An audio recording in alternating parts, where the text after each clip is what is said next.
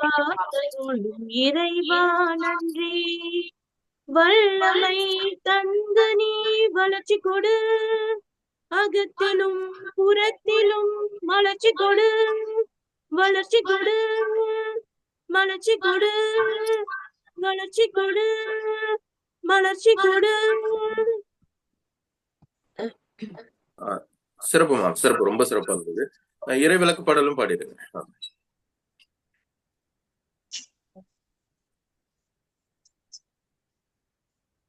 எப்போது நீ அறிவாயோ அப்போதே சாந்தி அடைவாய். எப்போது நீ அறிவாயோ அப்போதே சாந்தி அடைவாய்.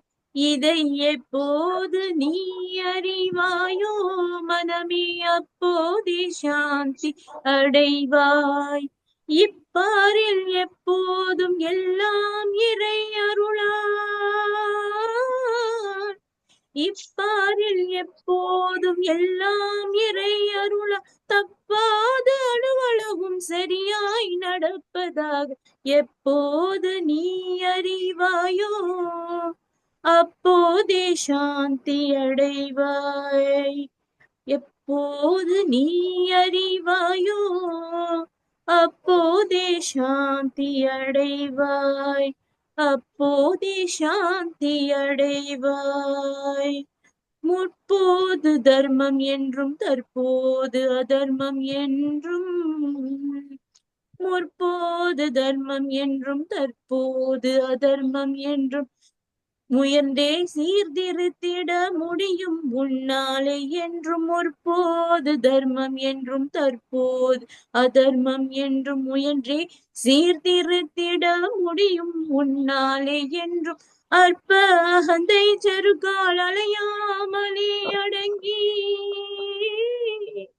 அற்ப அகந்தை செருக்கால் அலையாமலே அடங்கி ஆண்டவன் ஆட்சியில் அனைத்துமே தர்மமே இல்லை. அற்ப அகந்தை சருக்கால் அலையாமலே அடங்கி ஆண்டவன் ஆட்சியில் அதர்மமே இல்லை என்று எப்போது நீ அறிவாயோ அப்போதே சாந்தி அடைவாய். மனமே எப்போது நீ அறிவாயோ அப்போதே சாந்தி அடைவாய். எழுந்த உன் எழுச்சியால் எண்ணம் சொல் செயலாக, எழுந்த உன் எழுச்சியால் எண்ணம் செய்ய சொல்லாக, எழுந்த உன் எழுச்சியால் எண்ணம் செய்ய சொல்லாக இயற்றிய கர்மம் எல்லாம், எழுந்த உன் எழுச்சியால் எண்ணம் செய்ய சொல்லாக இயற்றிய கர்மம் எல்லாம் இறைவனை நீங்குவதை அழுந்தி அகமூலத்தில் அகந்தை அழிவதொன்றே, அழுந்தி அகமூலத்தில் அகந்தை அழிவதொன்றே அரிய கிருத கிருத்ய ஆன்மா அனுபவம் என்று எப்போது நீ அறிவாயோ அப்போதே சாந்தி அடைவாய். மனமே எப்போது நீ அறிவாயோ அப்போதே சாந்தி அடைவாய். இப்பாரில் எப்போதும் எல்லாம் இறை அருளால் தப்பாது அணுவளவும் சரியாய் நடப்பதாக எப்போது நீ அறிவாயோ அப்போதே சாந்தி அடைவாய், அப்போதே சாந்தி அடைவாய், அப்போதே சாந்தி அடைவாய். நன்றிமா, நன்றி. ரொம்ப சிறப்பா இருந்தது, ரொம்ப சிறப்பான பாடல். எல்லாருக்கும் மீண்டும் ஒரு முறை மன்னிப்பு கேட்டுக்கிறோம். இந்த டெக்னிக்கல் ப்ராப்ளத்தால எல்லாரையும் உடனே கனெக்ட் பண்ண முடியல. ஸோ அதுக்கு மீண்டும் ஒரு முறை மன்னிப்பு கேட்டுக்கொள்கிறோம். இப்போ அடுத்தது 1 நிமிட ப்ரேயர் பண்ணிடலாம். எல்லா உயிர்களும் இன்புட் இருக்கு. 1 நிமிட ப்ரேயர்.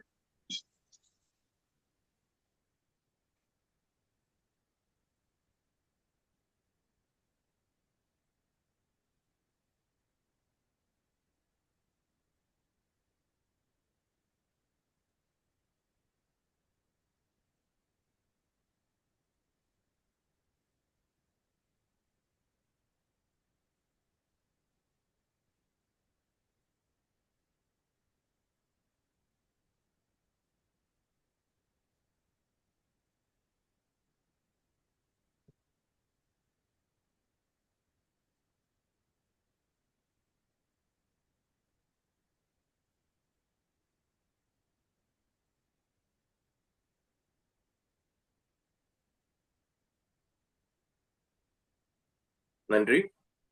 உண்மையான ஞானமும் உங்களது நல்ல கர்மாக்களும் மட்டுமே உங்கள் வாழ்வில் அனைத்து இன்பங்களையும் கொடுக்கும். கடவுள் அன்புமயமானவர், ஆனால் கர்ம விதிகளுக்கு உட்பட்டு செயல்படுவர். இறை தூதர் doctor Ilango.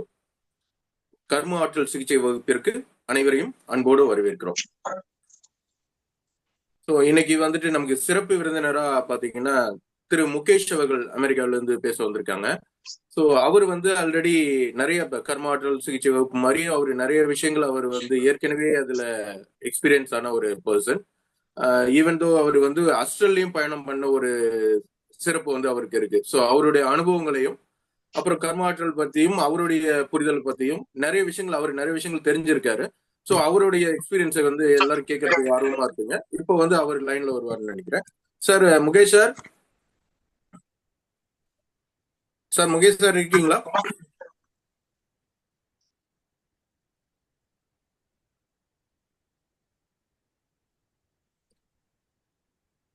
Mukesh sir,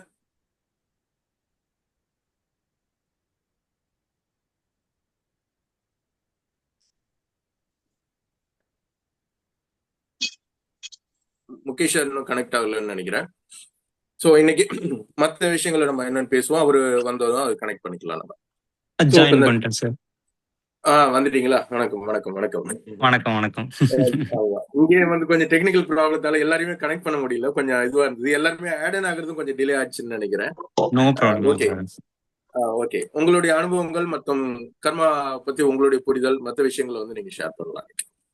okay sir, இந்த வாய்ப்புக்கு மிக்க நன்றி.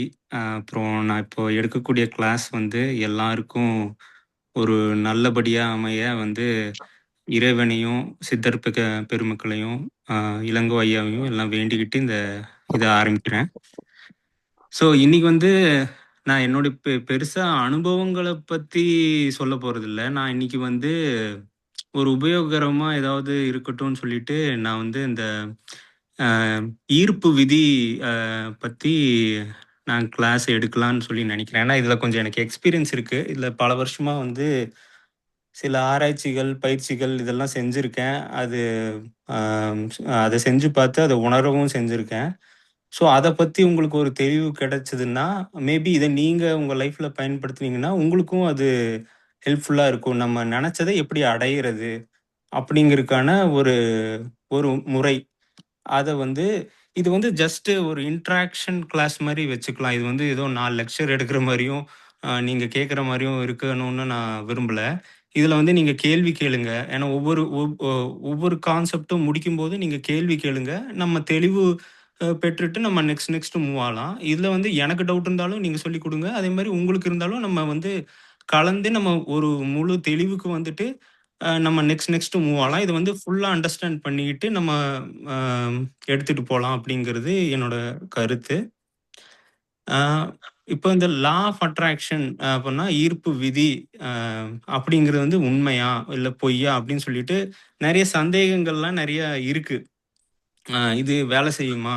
சிலர் செஞ்சு பார்த்துட்டு இல்லை ஏதோ நினைக்க சொல்றாங்க, ஏதோ நினைச்சிட்டு நம்ம செஞ்சா அதுக்கப்புறம் அது ஏதோ நமக்கு கிடைக்கும்னு சொல்றாங்க அப்படின்னு சொல்லி வேகான ஒரு ஐடியா தான் இருக்கு. ஒரு கிளியரான ஐடியா இல்லை யாருக்கும். அப்படி செஞ்சா வந்து நமக்கு இது கிடைச்சிருமா அப்படிங்கிற நிறைய கேள்விகள்லாம் இருக்கு. நான் வந்து இப்போ டீப்பா டெக்னிக்கலா கோர் லெவல்ல எப்படி அது ஒர்க் ஆகுது, அது என்னென்ன செய்யுது, அது எப்படி இப்படி இருக்கு அப்படிங்கிறத வந்து நான் தெளிவா சொல்லிடுறேன். எனக்கு எனக்கு தெரிஞ்சபடி என் அறிவுக்கு எட்டின தூரத்துக்கு நான் உங்களுக்கு வந்து எக்ஸ்பிளைன் பண்ண முயற்சி பண்றேன். இப்போ ஃபர்ஸ்ட் நம்ம அதுக்கு முன்னாடி போறக்குள்ள நமக்கு வந்து பேசிக்கான விஷயங்கள் வந்து தெரியணும். ஒரு மனுஷன் அப்படின்னா அவனுக்கு என்னென்னலாம் இருக்கு அப்படிங்கிறத தெரியணும். அதை நம்ம தெரிஞ்சுக்கிட்டு அதுக்கப்புறம் இந்த பேசிக்கா என்னன்னா இந்த உடல் இருக்கு, உயிர் இருக்கு, மனசு இருக்கு, அறிவு இருக்கு, இதெல்லாம் இருக்கு. அப்புறம் அதுக்குள்ள வந்துட்டு எப்படி இந்த மேல் மனம், நடுமனம், ஆழ் மனம் அப்படிங்கிறது இருக்கு. அது எப்படி செயல்படுது? சரி, அதுல இருந்து இந்த எண்ணங்கள் உருவாகுது. அப்புறம் இந்த எண்ணங்கள் உருவாகிறது வந்து எப்படி போய் ஆழ் மனதுல பதிவாகுது? அது எப்படி வந்து நம்மளோட ரியாலிட்டிக்கு வருது? இந்த மாதிரி நிறைய ஃபங்க்ஷனாலிட்டிஸ் பின்னாடி நடக்குது. இந்த இயற்கையில, இந்த இயற்கை சட்டத்துல இதெல்லாம் நடந்துட்டு இருக்கு. இது வந்து நமக்கு தெரியாமயே ஆல்ரெடி இப்படிதான் நடக்குது. அத நமக்கு வந்து புரிஞ்சுக்க தெரியல. இதெல்லாம் இருக்கு. ஸோ ஒவ்வொரு ஸ்டெப்பா நம்ம போவோம். ஆம், ஒ நம்ம யாரு? நமக்குள்ள என்னென்னலாம் இருக்கு? எப்படி இந்த எண்ணத்தெல்லாம் உருவாக்கணும்? அப்படிங்கிறது அதெல்லாம் போவோம். அது வந்து எக்ஸ்பிளைன் பண்ணி முடிச்சதுக்கப்புறம், இந்த conscious mind, subconscious mind, super conscious மைண்டுங்கிறது என்ன? அது எப்படிதான் இருக்கு? அது எப்படி வேலை செய்யுது? அதுக்குள்ள நம்ம எப்படி கொண்டு போகணும்? அதுக்குள்ள கொண்டு போனா எப்படி வந்து நமக்கு வேணுங்கிறத நம்ம சாதிச்சுக்க முடியும்? அதுக்கும் கர்மாக்கும் என்ன சம்பந்தம்? அப்படிங்கிறது எல்லாத்தையும் நான் கோரிலேட் பண்ணி நான் சொல்ல முயற்சி பண்றேன். இப்போ இதெல்லாம் நம்ம தெரிஞ்சுக்கிட்டோம்னா, ஓ! இப்படிதான் வந்து நம்ம வாழ்க்கையில வந்து நமக்கு வேணுங்கிறது நடக்குதா? இல்ல நம்ம நெனச்சது சில டைம் நடக்குது. சில டைம் நம்ம நெனைக்காததெல்லாம் சம்டைம்ஸ் நடக்குது. அப்புறம் சிலது நம்ம நெனைக்கிறோம். ஆனா அது நடக்கவும் மாட்டேது. இதெல்லாம் எப்படி? ஏன்? அப்படிங்கிறது எல்லாத்தையும் வந்துட்டு நம்ம வந்து தெளிவா பார்க்க முயற்சி பண்ணுவோம். ஃபர்ஸ்ட்டு வந்து நம்ம ஒரு மனுஷன் உருவாறான், ஒரு குழந்தை உருவாகுது அப்படிங்கும்போது, அந்த குழந்தைக்கு வந்து ஒரு உடல் கிடைக்குது. அந்த உடல் இருக்கு. அதுக்கப்புறம் அதுக்கு ஒரு ஆன்மா இருக்கு. அதுக்கப்புறம் அதுக்கு உயிர் இருக்கு. அந்த உயிர் சக்தி வந்து உடல் முழுக்க செயல்படுறனால, அதுக்கு மனம்னு ஒண்ணு உருவாகுது. அப்புறம் அந்த மனதுல இருந்து நமக்கு வந்து ஒரு ஈகோன்னா நான் அப்படிங்கிற ஒரு உணர்வு வந்து உண்டாகுது. அந்த நானுங்கிற உணர்வு வந்து என்ன பண்ணுதுன்னா, அது வந்து நமக்கு வந்து 5 புலன்கள் வந்து அப்புறம் உண்டாகுது. இந்த 5 புலன்கள் வந்து உண்டாகும்போது என்ன ஆகுதுன்னா, இந்த மனதின் மூலியமா தான் நம்ம எல்லாத்தையுமே இந்த உலகத்துல இருக்கிற அத்தனைத்தையும் வந்து இந்த மனதின் மூலியமா தான் நம்ம உணர்றோம். இந்த மனங்கிறது நமக்கு ஒண்ணு இல்ல அப்டின்னா, நம்மால எதையுமே உணர முடியாது. கண்கள் இருந்தாலும் நம்மால பார்க்க முடியாது. காதுகள் இருந்தாலும் கேட்க முடியாது. மனங்கிறது ஒண்ணு செயல்படவே இல்ல அப்டின்னா, நமக்கு வந்து எதையுமே உணர முடியாது. ஸோ, இந்த இந்திரியங்கள் மூலியமாக இந்த 5 இந்திரியங்கள் மூலியமாக இந்த உலகத்துல இருக்கிற அத்தன விஷயங்களும் வந்துட்டு இந்த மனதுல படுது.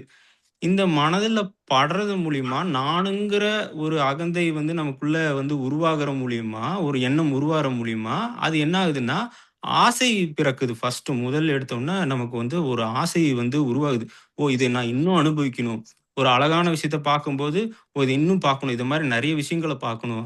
இது மாரி கேட்கும்போது, ஓ! இது இன்னும் கேட்கணும். இத சுவைக்கும்போது, இது நான் இன்னும் சுவைக்கணும் அப்படின்னு சொல்லிட்டு, இந்த இது என்ன பண்ணுது, இந்த மனமானது வந்து இந்த 5 புலன்களையும் வந்துட்டு அத வந்து நல்லா பயன்படுத்தணும். இத அனுபவிக்கணும்னு சொல்லிட்டு வந்து அத அனுபவிக்க ஆரம்பிக்குது. ஆசை அங்க தான் உருவாகுது. இது வந்து ஆசை வந்து சாதாரணமான ஒரு பேசிக்கான ஆசையா இருந்தா பரவால்ல. எப்டின்னா மத்தவங்களுக்கு துன்பம் இல்லாம ஒரு ஆசை உருவாகுது அப்படிங்கிறதுல அதுல எந்த தப்பும் கிடையாது. எல்லா உயிர்களும் வந்து இந்த உலகத்துல வந்து அனுபவிக்கிறதுக்காக தான் வருது. அதுக்காக தான் நமக்கு வந்து அந்த 5 இந்திரியங்களும் வந்து படைக்கப்பட்டிருக்கு. ஸோ வந்து நம்ம வந்து அனுபவிக்கிறதுல எந்த தப்பும் கிடையாது. மத்த உயிர்களுக்கு எந்த துன்பமும் இல்லாம நம்மளுடைய ஆசைகளை நிறைவேத்திக்க முடியும் அப்படின்னா, அதுல எந்த தப்பும் கிடையாது. இல்ல புத்தர் என்ன சொல்றாரு அப்படின்னா, ஒரு அ ஒரு பூச்சி வந்து பூல இருக்கிற தேன வந்து எப்படி எடுக்குதோ, அந்த மாரி இந்த உலகத்த வந்து நம்ம வந்து பயன்படுத்தணும். நம்ம வந்து நம்ம ஆசைக்காகவும், நம்மளுடைய விருப்பத்துக்காகவும் வந்துட்டு நம்ம எல்லாத்தையும் அழிச்சு வந்து நம்ம அந்த ஆசைய அனுபவிக்க கூடாதுன்னு சொல்லிட்டு புத்தர் சொல்றாரு. அது வந்து அந்த அந்த வண்டு வந்து அந்த பூவுல வந்து எந்த பிரச்சனையும் பண்ணாம அந்த தேன வந்து எப்படி எடுக்குதோ, அந்த மாரி இந்த பிரபஞ்சத்த வந்து நம்ம வந்து கையாளணும், அப்படி பயன்படுத்தணும் அப்படின்னு சொல்லி சொல்றாங்க. அந்த மாரி சொன்னா யாருக்கு எந்த ப்ராப்ளமும் இருக்காது. எல்லாரும் வந்து இறைநிலையை சீக்கிரமா அடைஞ்சுட்டு, எல்லாரும் அடுத்தடுத்த நிலைக்கு போயிடலாம். ஆனா, அப்படி யாரும் செய்யறது கிடையாது. அதனால தான் நம்ம இவ்ளோ கஷ்டப்பட்டுட்டு இருக்கோம். பட் அட்லீஸ்ட் நம்ம நம்ம புரிஞ்சுக்கிட்டோம்னா, அட்லீஸ்ட் நம்ம மேல போலாம்.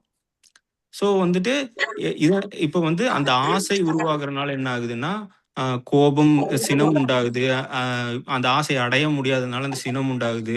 சினம் வந்து அதிகமா நம்ம அந்த அதிகமா படனால அது மேல கடும் பற்று உண்டாகுது. இது வந்து அடைந்தே தீரணும் அப்படிங்கிற வெறி வந்து உண்டாகுது. அதுக்கப்புறம் பொறாமை குணம் உண்டாகுது. முறையற்ற பால் கவர்ச்சி, இந்த மாதிரி எல்லா தீய குணங்களும் வந்துட்டு அந்த ஆசை அப்படிங்கிற ஒரு எண்ணத்திலிருந்து தான் ஒவ்வொரு பரிணாமமா வளர்ந்து வளர்ந்து வளர்ந்து வந்து அந்த தீய குணங்கள் அனைத்து உருவாகுது. அதனாலதான் புத்தர் சொல்றாரு, ஆசையே அனைத்துக்கும் ஆன இது அப்படின்னு சொல்லி அவர் சொல்றதுக்கு காரணமே அதுதான். அந்த ஆசையிலிருந்து தான் எல்லாமே பிறக்குது. ஆனா வேதாத்ரி மகரிஷி என்ன சொல்றாருன்னா, ஆசை தவறு கிடையாது, அது முறையான ஆசையா இருக்கணும். ஆசையை வந்து முறைப்படுத்திக்கிட்டோம் அப்படின்னா நமக்கு வந்து பிரச்சனை இருக்காது அப்படின்னு சொல்லி சொல்றாரு. சரி, நான் ரொம்ப டீவியேட் ஆகி உள்ள போக விரும்பல. ஒவ்வொரு டாபிக் உள்ள போனா ஒவ்வொன்றும் ரொம்ப டீப்பா உள்ள போகும். பட் நம்ம வந்து இன்னைக்கு கோல் என்னன்னா, நம்ம நினைக்கிறத நம்ம அட்டைன் பண்ணணும் இந்த லைஃப்ல. அதுதான் நம்மளோட கோல். அதை எப்படி பண்றது, அது எப்படி ஒர்க் ஆகுதுங்கிற பாக்குறது தான் நம்மளோட கான்செப்ட் இன்னைக்கு. ஸோ இன்னைக்கு அதனால அதை ஃபோக்கஸ் பண்ணி மூவ் பண்ணலாம். இப்போ இப்போ என்ன புரிஞ்சிருச்சுன்னா, ஒரு உடல் உருவாகுது, உடல்ல ஆன்மா இருக்குது, அதுல உயிர் இருக்குது, உயிர்ல இருந்து மனம் உண்டாகுது, மனதிலிருந்து எண்ணங்கள் உண்டாகுது, அதுல ஆசை பிறக்குது, அது நானுங்கிற அகந்தை மூலயமா அது நானுன்னு அதை நினைச்சுக்குது. நான் மட்டும்தான் இருக்கேன், இது வந்து நான் ஒரு ஸ்மால் என்டிட்டி அப்படின்னா, நான் வந்து இந்த உடலுக்குள்ள இருக்கிற ஒருத்தன், நான் இதுக்குள்ள மட்டும்தான் இருக்கேன் அப்படின்னு சொல்லி அது நினைச்சுக்கிறனால அது நான் நினைக்குது. நான் நினைக்கிறனால ஆசை பிறக்குது. அந்த ஆசை பிறக்கிறதுனால பல தீய எண்ணங்களும் அது உண்டாகுது. நமக்குள்ள எல்லாமே இருக்கு. இந்த அன்பு, பாசம், கருணை, அதே போல நல்ல எண்ணங்களும் இருக்கு. ஆனா நம்ம வந்து தவறா அது வந்து போறனால நம்ம சிக்கலுக்குள்ள எப்படி போறோம், எப்படி மத்த பிறவிக்கு போறோங்கிற காரணமே வந்து இதுதான். நம்ம முறையற்ற ஆசைகள் மூலியனால தான் கர்மங்கள் செய்றோம். அந்த கர்ம வினைகள் வந்து நமக்கு ரெஜிஸ்டர் ஆகுது. அப்புறம் நம்மளோட பேங்க் பேலன்ஸ் கூடுது. அதை கழிக்கிறதுக்கு திருப்பி திருப்பி திருப்பி திருப்பி பிறக்கிறோம். அதனால நமக்கு வந்து அந்த நிறைய பிறவிகள் வந்து அது கண்டினியூ ஆயிட்டே போகுது. ஓகே, அது இருக்கட்டும். இப்ப அடுத்து வந்து முதல் வந்து எண்ணங்கள் எண்ணங்கள் எப்படி உருவாகுது அப்படிங்கிறத பார்ப்போம். இப்போ வந்து நான் முதல்ல சொன்ன மாதிரி நமக்கு மனம்ங்கிறது ஒண்ணு இருக்கு. ஓகேவா? நம்ம பிறந்ததுக்கு அப்புறம், உயிர் உருவானதுக்கு அப்புறம் மனம்ங்கிறது வந்து நமக்கு வந்து இருக்கு. இப்படி இந்த மனதுல எப்படி எண்ணங்கள் உருவாகுது அப்படின்னா, ஃபர்ஸ்ட் நம்ம வந்து பார்க்கிறோம். இந்த 5 புலன்கள் மூலியமாகவும் நமக்கு வந்து இந்த உலகத்திலிருந்து இன்ஃபர்மேஷன் வந்து உள்ள போகுது. செய்திகள் வந்து உள்ள போகுது. அது எப்படின்னா, மனம் வந்து எப்பவுமே ஒரு தெளிந்த ஒரு குட்டை மாதிரி நீங்க இமேஜின் பண்ணிக்கோங்க. அதுல ஒரு கல்லை போடுறோம். கல்ல போட்டோம்னா அதுல வந்து ஒரு அலை வந்து உருவாகுதா? அந்த அலைகள் உருவாகி அதுக்கப்புறம் அது அடங்கிருது. ஸோ அதே போலதான் இப்ப நம்ம பார்ப்பது என்னென்னத்தை பார்க்கிறோமோ, கேட்கிறோமோ, சார் சுவைக்கிறோமோ, சார் நுகர்றோமோ. சார் ஒரு நிமிஷம். சொல்லுங்க. கொஞ்சம் மியூட் பண்ணிக்க சொல்லுங்க சார். டிஸ்டர்பன்ஸா இருக்கு. சவுண்ட் வந்துச்சு. Jagadeeshan noise sir. நிறைய வந்துட்டே இருக்கு. எல்லாரும் சார் மியூட் பண்ணிக்கோங்க. நன்றி நன்றி நன்றி. ஸோ எண்ணங்கள் வந்து இப்போ இந்த இந்திரியங்கள் மூலியமா நம்ம மனதுல போய் அதோட ஒரு தாக்கத்தை ஏற்படுத்துது. அந்த அந்த தாக்கத்தின் மூலியமா எண்ண அலைகளாக வந்து அது உருவாகுது. அப்படியும் எண்ணங்கள் வருது. இப்ப நம்ம பார்க்கறதுனாலே இப்ப இந்த உலகத்துல நம்ம இருக்கோம். இப்ப இருந்து நம்ம பார்க்கிறோம், ஃபீல் பண்றோம். அதெல்லாம் வந்து நமக்கு ஒரு எண்ணங்கள உருவாக்குது. அதே மாரி நம்ம பொறந்ததிலிருந்து இப்போ வரைக்கும் நெறைய விஷயங்கள் நமக்குள்ள நடந்திருக்கும். அது நடந்ததெல்லாம் வந்து நமக்கு வந்து ஒரு பதிவுகளா வந்து நம்ம மனசுக்குள்ள வந்து போய் ஒரு இடத்துல இருக்கும். ஸோ அது வந்து நம்ம சும்மா இருக்கும்போது வந்து அந்த பதிவுகளும் வந்துட்டு என்ன பண்ணும்னா, இந்த மனதுல போயிட்டு பட்டு அந்த மனதிலிருந்து திருப்பி அதிலிருந்து எண்ணங்கள் வரும். இப்ப நம்ம நார்மலா இப்ப இருக்கிற பிரசன்ட்ல நம்ம என்ன பார்க்கிறோமோ, உணர்றோமோ அதிலிருந்து எண்ணங்கள் உருவாகுது. அதே போல நம்ம சின்ன வயசுலேருந்து பொறந்ததுலேருந்து இதுவரைக்கும் நம்ம என்னென்னலாம் பார்த்தோமோ, கேட்டோமோ அதெல்லாமே வந்து பதிவாகி ஒரு இடத்துல இருந்து, அது நம்ம சும்மா இருக்கும்போது, அது வந்து திருப்பியும் போயிட்டு அந்த சப்கான்ஷியஸ்ல இருந்து, அதாவது நடுமனத்துல இருந்து, அது போயிட்டு திருப்பியும் வந்து மனதுல பட்டு, அங்கிருந்து எண்ணங்கள் உருவாகும். அதே போல நம்ம சப்கான்ஷியஸ்ல வந்து, நம்ம போன ஜென்மம், பூர்வ ஜென்ம பதிவுகள் எல்லாமே அங்க இருக்கும். அதுவும் வந்து இப்ப நீங்க எதுவுமே பண்ணாம இருந்தாலும், அங்க இருக்கிற பதிவும் என்ன பண்ணும்னா, அங்க இருக்கிற பதிவும் போய் மனசுல பட்டு, அதிலிருந்து எண்ணங்கள உருவாக்கும். கொஞ்சம் மியூட் பண்ணுங்க. நீங்க பேசுறது அவரு பேசுறது கேட்கவே மாட்டேங்குது. நீங்க கொஞ்சம் மியூட் பண்ணா நல்லா இருக்கும். மியூட் பண்ணுங்க. மத்தவங்க எல்லாருமே மியூட் பண்ணுங்க. நீங்க பேசும்போது மட்டும் மைக் ஆன் பண்ணா போதும். மத்த எல்லாருமே மியூட் பண்ணுங்க. ஏன்னா பேசுறது லிசன் பண்ணவே முடியல. ஐயா தேங்க்யூ. நன்றி. ஹோஸ்ட் கூட மியூட் பண்ணலாங்க ஐயா எல்லாரையும். அந்த சாருக்கு மட்டும் தவிர்த்து மீதி எல்லாரையும் மியூட் பண்ணிடுங்க ஐயா.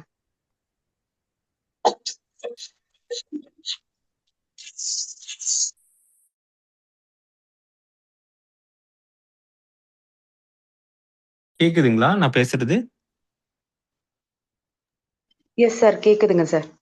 ஓகே. ஓகே. ஸோ வந்து 3 வகையில வந்து நமக்கு வந்து எண்ணங்கள் வந்து உருவாகுது. இப்போ நம்ம பிரசன்ட்ல இருக்கும்போது, இப்போ தற்போது நம்ம இருக்கும்போது என்னென்னலாம் கேட்கிறோமோ, பார்க்குறோமோ, உணர்றோமோ, அந்த 5 புலன்கள் மூலியமா எண்ணங்கள் உருவாகும். அதே போல நம்ம சின்ன வயசுலருந்து இப்போ வரைக்கும் நம்ம என்னென்னலாம் பதிவுகள் இருக்கோ, அதிலிருந்தெல்லாம் போயிட்டு அது மனதில பட்டு அங்கிருந்து எண்ணங்கள் உருவாகும். அதே போல நம்ம பூர்வ ஜன்ம பதிவுகள் எல்லாம் வந்துட்டு நம்ம சப்கான்ஷியஸ்ல இருக்கும். அதுதான் நம்ம பேக்கேஜ். நம்ம அத தான் தூக்கிட்டு வரோம். அதுதான் நம்மளோட கர்மா அப்படிங்கிறது அதுதான் எல்லாமே அதுதான். அது அங்க இருக்கும். அதுவும் போயிட்டு என்ன பண்ணும், இந்த எண்ணங்கள உருவாக்கும். அதுவும் போயிட்டு நம்ம சும்மா இருக்கும்போது, அது மேலெழுந்து வந்து திருப்பி போய் மனதில பட்டு, மனதிலேருந்து எண்ணங்கள் உருவாகும். இத மாரி நமக்கு எண்ணங்கள் வந்து இந்த மாரி உருவாகிக்கிட்டே இருக்கும். இப்போ வந்து நார்மலா என்னன்னா, இப்ப எண்ணங்கள் உருவாயிட்டு அது வரும். இப்போ நமக்கும் இந்த மகான்கள், பெரியவங்க அவங்களுக்கும் இருக்கிற வித்தியாசம் என்னன்னா, இப்ப எண்ணங்கள் வந்து மனதில் இருந்து உருவாகி வரும். இப்ப எண்ணங்கள் உருவாகுறதுல எந்த ப்ராப்ளம் கிடையாது. இப்போ எண்ணம் வந்து இது நல்லது, இது கெட்டதுங்கிறதெல்லாம் அதுக்கு வந்து ஒரு டெஃபினிஷனே கிடையாது. எண்ணம் ஜஸ்ட் ஒரு எண்ணம் தான். அதுக்கு வந்து ஆனா நம்ம தான் வந்து அதுக்கான சாயத்த பூசிக்கிறோம். நான் இன்னும் டீப்பா உள்ள போய் சொல்லணும்னா, நான் இன்னும் கிளியரா எக்ஸ்ப்ளைன் பண்றேன். இப்போ எண்ணம் ஜஸ்ட் உருவாகும்போது, அது என்ன வேணா இருக்கலாம். அது நம்ம தான் வந்து அதுக்கு வந்து ரைட்டான எண்ணம், அது தப்பான எண்ணம்னு நம்ம சொல்றோம். அது ஏன் எப்ப அது ரைட்டான எண்ணம், தப்பான எண்ணம்னா, அந்த எண்ணம் உருவாகுறத வந்து நம்ம செயல்படுத்தி, அதுக்கு பின்னாடி ஃபாலோ பண்ணோம்னா, அப்ப வந்து அது வந்து விளைவுகள உண்டாக்கும். நல்ல விளைவுகளோ, இல்ல கெட்ட விளைவுகளோ உண்டாக்கும். ஆனா, அந்த எண்ணம் எழும்போது, அத நம்ம எதுவுமே பண்ணாம, வெறுமனே அத மட்டும் பார்த்துக்கிட்டு இருக்கோம் அப்படின்னா, அது அப்படியே தோன்றி, அது அப்படியே மறைஞ்சிரும். அதனால எந்த பிரச்சனையும் கிடையாது. ஸோ, நமக்கும் இந்த பெரிய மகான்களுக்கும் இருக்கிற வித்தியாசம் என்னன்னா, அந்த எண்ணம் எழும்போது என்ன பண்ணுவாங்கன்னா, அவங்க எத செயல்படுத்தணுமோ, அதுக்கு மட்டும் சக்தி குடுத்து அத செயல்படுத்துவாங்க. அது தேவையில்லாத ஒரு எண்ணம் வருது அப்படின்னா, அத அப்படியே விட்டுருவாங்க. அது அப்படியே தோன்றி, அது அப்படியே மறைஞ்சிரும். ஸோ, நம்ம மைண்ட்ல எப்படியெல்லாம் எண்ணங்கள் உருவாகுதோ, அதே மாதிரி தான். அவங்களுக்கு மட்டும் நரம்புல ஒரு மூளையில ஒரு நரம்பு கூடங்கிற மாரிலாம் எதுவுமே கிடையாது. அவங்களுக்கும் அதே மாரி தான் எண்ணங்கள் உருவாகும். அவங்களுக்கும் நமக்குள்ள எவ்வளோ எண்ணங்கள் உருவாகுதோ, அதே போல தான் அவங்களுக்கும் எண்ணங்கள் உருவாகும். ஆனா என்னன்னா, அவங்க எத செயல்படுத்தணும், எத செயல்படுத்தக்கூடாதுங்கிறத அந்த அவேர்னஸ் இருக்கும். அந்த அவேர்னஸ் இருக்கிறனால, அவங்க தேவையில்லாத எண்ணங்கள அப்படியே விட்டுருவாங்க. அது அப்படியே தோன்றி அது மறைஞ்சிரும். அது எந்த பாதிப்பும் உண்டாக்காது. ஆனா நம்ம என்ன பண்ணுவோம்னா, அந்த எண்ணங்கள் உருவாகும்போது, இப்ப எந்த எண்ணம் வருதுன்னு ஏன்னா நம்ம நம்ம கண்ட்ரோல்ல இல்ல ஃபர்ஸ்ட் ஆஃப் ஆல். ஏன்னா நமக்கு அந்த அவ்வளோ அவேர்னஸ் இல்லாதனால நம்ம என்ன பண்றோம்னா, நமக்கு எப்ப எண்ணங்கள் வருதுன்னும் நமக்கு தெரிய மாட்டேது. அந்த எண்ணங்கள் வந்தா எந்த எண்ணத்துக்கு பின்னாடி நம்ம ஓடுறோங்கிறது நமக்கு தெரிய மாட்டேங்குது. அதனால நம்ம என்னன்னா, அந்த எண்ணத்துக்குள்ளேயே உழண்டு நம்ம பாட்டு சுத்தி, சுத்தி நம்ம எனர்ஜிய வேஸ்ட் பண்ணிட்டு இருப்போம். ஸோ இதுதான் ஆக்சுவலா அந்த எண்ணம் உருவாகும்போது நடக்குது. நான் இன்னும் இது டீட்டெயில்டா சொல்றேன்.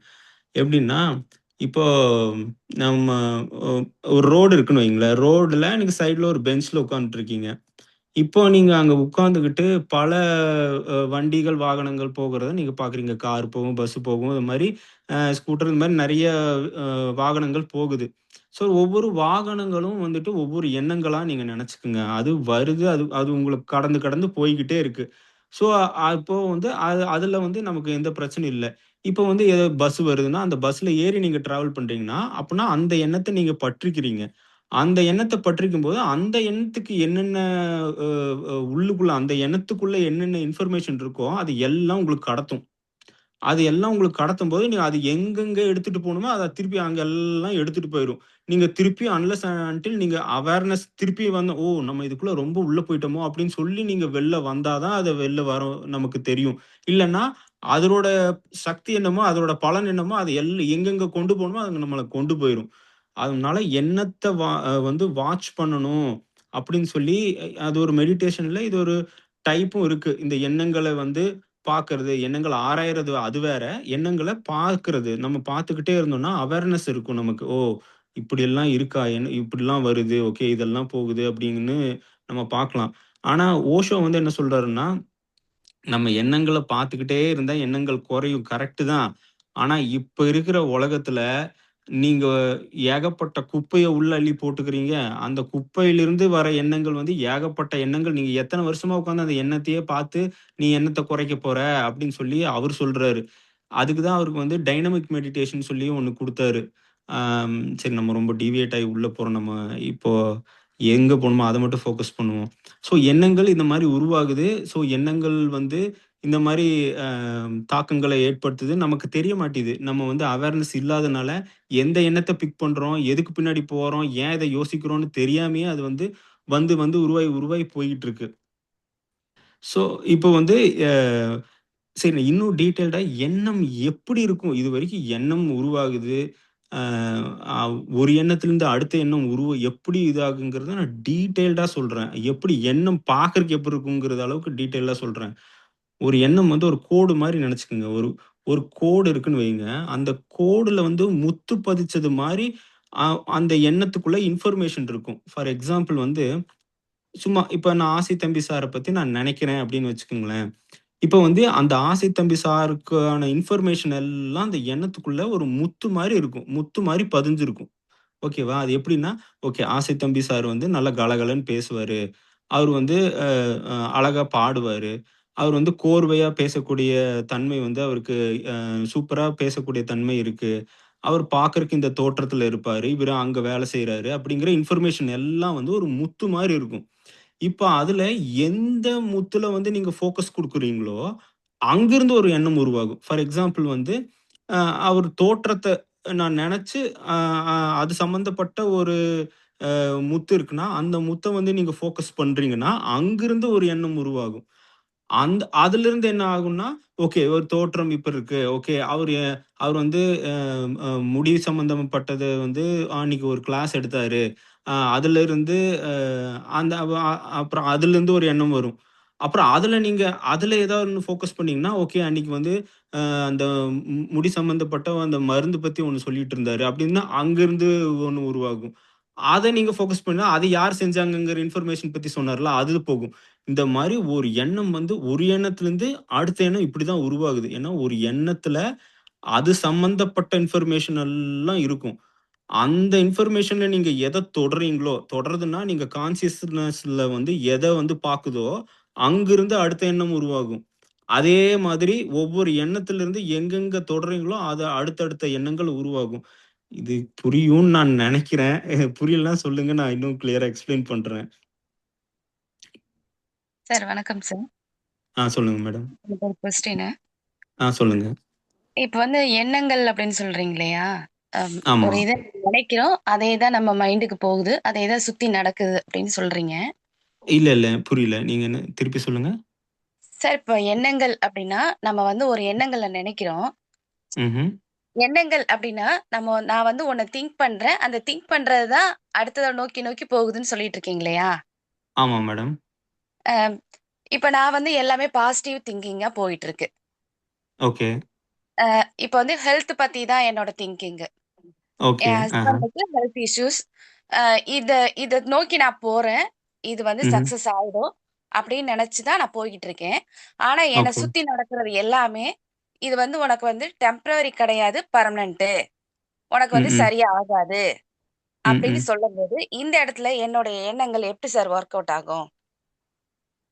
இல்ல நான் அத பத்தி சொல்லல மேடம். நான் என்ன சொல்றேன்னா, எண்ணம் எப்படி உருவாயிட்டு இருக்கு? இப்ப நான் இன்னும் இன்னும் நான் நீங்க கேட்கிற கேள்விக்கு வந்து நான் வந்து இன்னும் அந்த சப்கான்ஷியஸ்குள்ள, கர்மாக்குள்ள போயிட்டு, அதுக்கப்புறம் இங்க நடக்கிற ரியாலிட்டில என்ன நடக்குதுங்கிறத எக்ஸ்பிளைன் பண்றேன். ஃபர்ஸ்ட் நான் என்ன எக்ஸ்பிளைன் பண்ண ட்ரை பண்றேன் அப்படின்னா, எண்ணம் எப்படி உருவாகுது? ஒரு எண்ணத்திலிருந்து அடுத்த எண்ணம் எப்படி கிரியேட் ஆகுது? நான் வந்து எண்ணம் குடுக்கிற பிரதிபலன்கள பத்தி பேசல இன்னும். இப்ப ரியாலிட்டில என் எண்ணங்கள் என்ன குடுக்குது? அப்படிங்கிறத பத்தி நான் இன்னும் அந்த டாபிக்குக்கே போல. நான் இன்னும் ஏபிசிடில 7ல தான் இருக்கேன். நீங்க எடுத்த உடனே இன்னும் இன்னும் உள்ள டீப்பா கொஸ்டின் கேட்குறீங்க. நான் அத எக்ஸ்பிளைன் பண்றேன். எனக்கு தெரிஞ்சத நான் எக்ஸ்பிளைன் பண்றேன். இப்போ இனிஷியலா என்ன சொல்றேன்னா, எண்ணங்கள் நமக்கு எப்படியெல்லாம் உருவாகுது? ஒரு எண்ணத்திலிருந்து அடுத்த எண்ணம் எப்படி உருவாகுது? எண்ணம் பார்க்கறக்கு எப்படி இருக்கும்? அப்படிங்கிற உங்களுக்கு ஒரு அண்டர்ஸ்டாண்டிங்காக ஒரு எக்ஸ்ப்ளனேஷன் தான் குடுக்குறேன். அம் இப்ப அடுத்து வெறும் எண்ணம் உருவாகுறனால மட்டுமே நமக்கு செயலுக்கு அது வந்துராது. அதுக்கு பின்னாடி ஏகப்பட்ட விஷயங்கள் இருக்கு. அதுக்கு பின்னாடி கர்மா இருக்கு. அதுக்கு பின்னாடி எனர்ஜி இருக்கு. எனர்ஜின்னா ஒவ்வொரு எமோஷன் இருக்கு. ஒவ்வொரு எமோஷனுக்கும் ஒவ்வொரு பவர் இருக்கு. அதுக்கப்புறம் அதுக்கு அ அன்புங்கிற ஒரு சக்தி இருக்கு. அது ஒவ்வொன்னும் எப்படி சப்கான்ஷியஸ்குள்ள போகுது? அது எவ்வளோ தூரம் சப்கான்ஷியஸ்குள்ள போகுது? அதெல்லாம் பொறுத்து தான் அது ரியாலிட்டிக்கு வரும், வராத பொறுத்து இருக்கு. நம்ம ஒண்ணு நெனைக்கிறதாலேயே அது ஒண்ணு நடந்துராது. இப்ப ஜஸ்ட் இப்ப என்னன்னு மட்டும் சொல்லிட்டு நான் அடுத்தடுத்து நான் போகும்போது உங்களுக்கு அத எக்ஸ்பிளைன் பண்ண ட்ரை பண்றேன். இப்ப எண்ணம் இப்படிதான் உருவாகுது. எண்ணம் பார்க்கறக்கு இப்படிதான் இருக்கும். ஒரு எண்ணத்திலிருந்து அடுத்த எண்ணம் வருதுங்கிறத நான் சொல்லிட்டேன். அடுத்து சரி வெறும் இந்த எண்ணம் மட்டுமே போதுமா? இந்த வெறும் ஒரு எண்ணத்த மட்டுமே நம்ம வச்சிருந்தா, நமக்கு நெனச்சது நடந்துருமா? அப்படின்னா, கண்டிப்பா நடக்காது. அதுதான் உண்மை. ஏன் அப்படின்னா, வெறும் எண்ணத்துக்கு சக்தி கிடையாது. அது கான்ஷியஸ் மைண்ட்ல நமக்கு ஏகப்பட்ட எண்ணங்கள் தோன்றி மறையும். சித்தர்கள் அது இன்னும் தெளிவாவே சொல்லியிருக்காங்க. ஒரு நாளைக்கு ஒரு மனுஷன் எவ்வளோ மூச்சு விடுவான், எவ்வளோ எண்ணங்கள் ஒரு மினிமம் எவ்வளோ எண்ணங்கள் உருவாகும் அப்படின்னு சொல்லிட்டாரு. இப்ப அத்தனை எண்ணங்களும் ரியாலிட்டிக்கு வந்துருச்சுன்னா, இந்த உலகம் என்ன ஆகும்? அது அப்படி நடக்காது. கான்ஷியஸ் மைண்ட்ல நெனைக்கிறது எல்லாமேலாம் நடக்காது. கான்ஷியஸ் மைண்ட்ல இருந்து அது சப்கான்ஷியஸ்குள்ள ஊடுருவி போறக்கூடிய எண்ணங்கள் மட்டும் தான் சப்கான்ஷியஸ்குள்ள போகும். அந்த சப்கான்ஷியஸ்ல இருக்கிறது தான் நம்ம ரியாலிட்டிக்கு வர்றக்கு வாய்ப்புகள் இருக்கும்.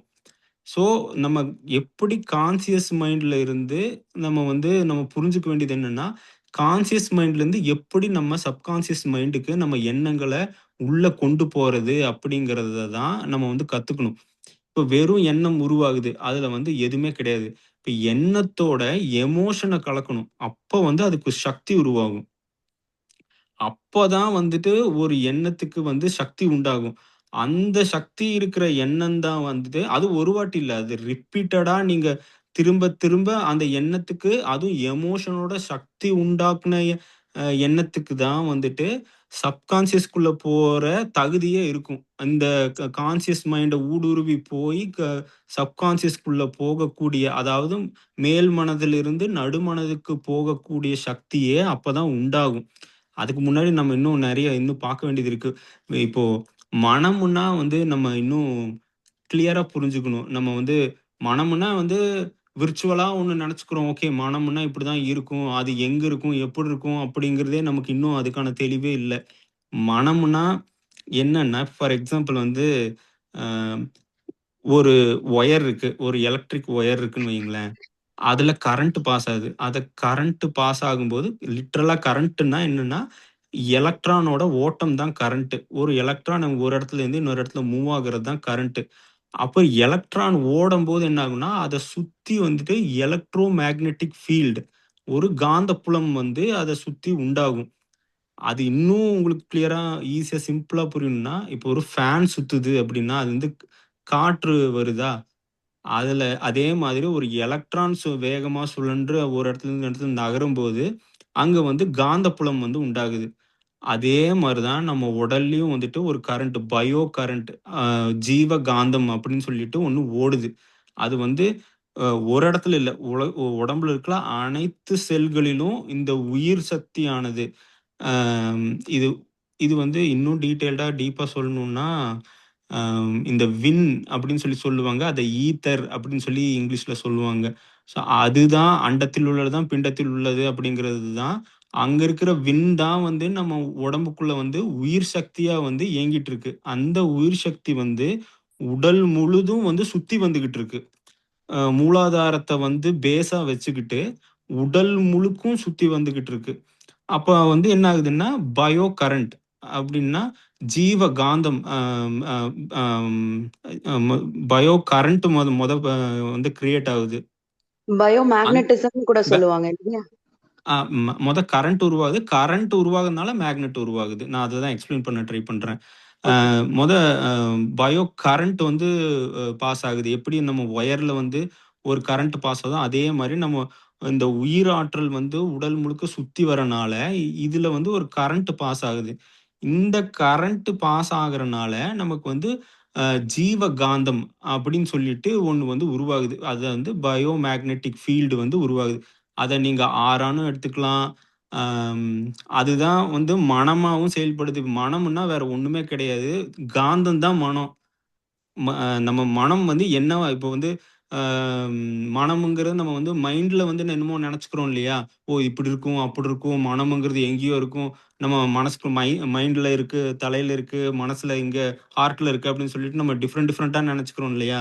அப்படிலாம் எதுவுமே கிடையாது. மனம்ங்கிறது வேற ஒண்ணுமே கிடையாது. மேக்னெட் தான். நம்ம ஒரு காந்த புலம் தான் வந்து மனம்.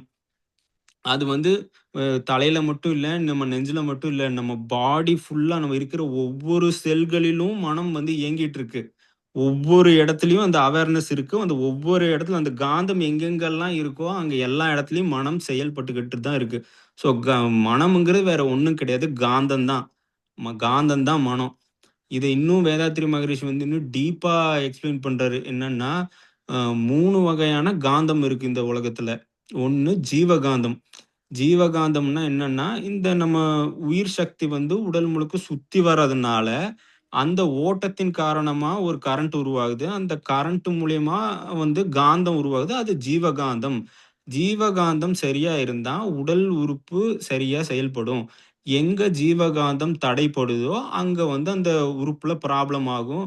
அது வந்து இந்த ஆறாளையும் வந்து தெரியும். இங்க இந்த இடத்துல இங்க இந்த ஜீவகாந்த ஓட்டத்துல வந்து பிரச்சனை இருக்கு. இந்த ஓட்டம் பிரச்சனையாறனால இந்த ப்ராப்ளம் வருதுங்கிறத வந்து அந்த ஆறால எப்படி வந்து ஆறால தான் ப்ராப்ளம் ஆகும். அதுக்கப்புறம் தான் நம்ம உடலுக்கு அந்த ப்ராப்ளம் வரும்.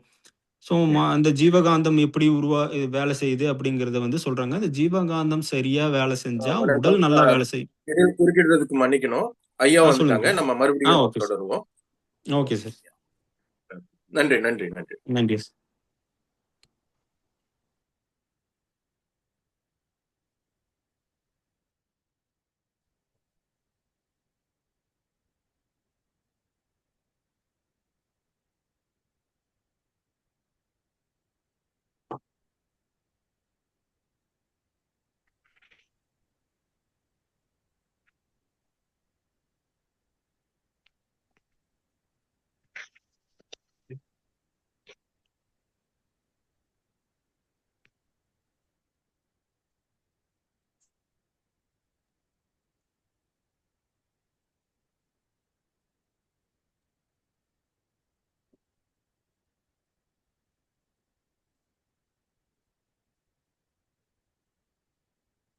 அனைவருக்கும் வணக்கம். வணக்கம் ஐயா.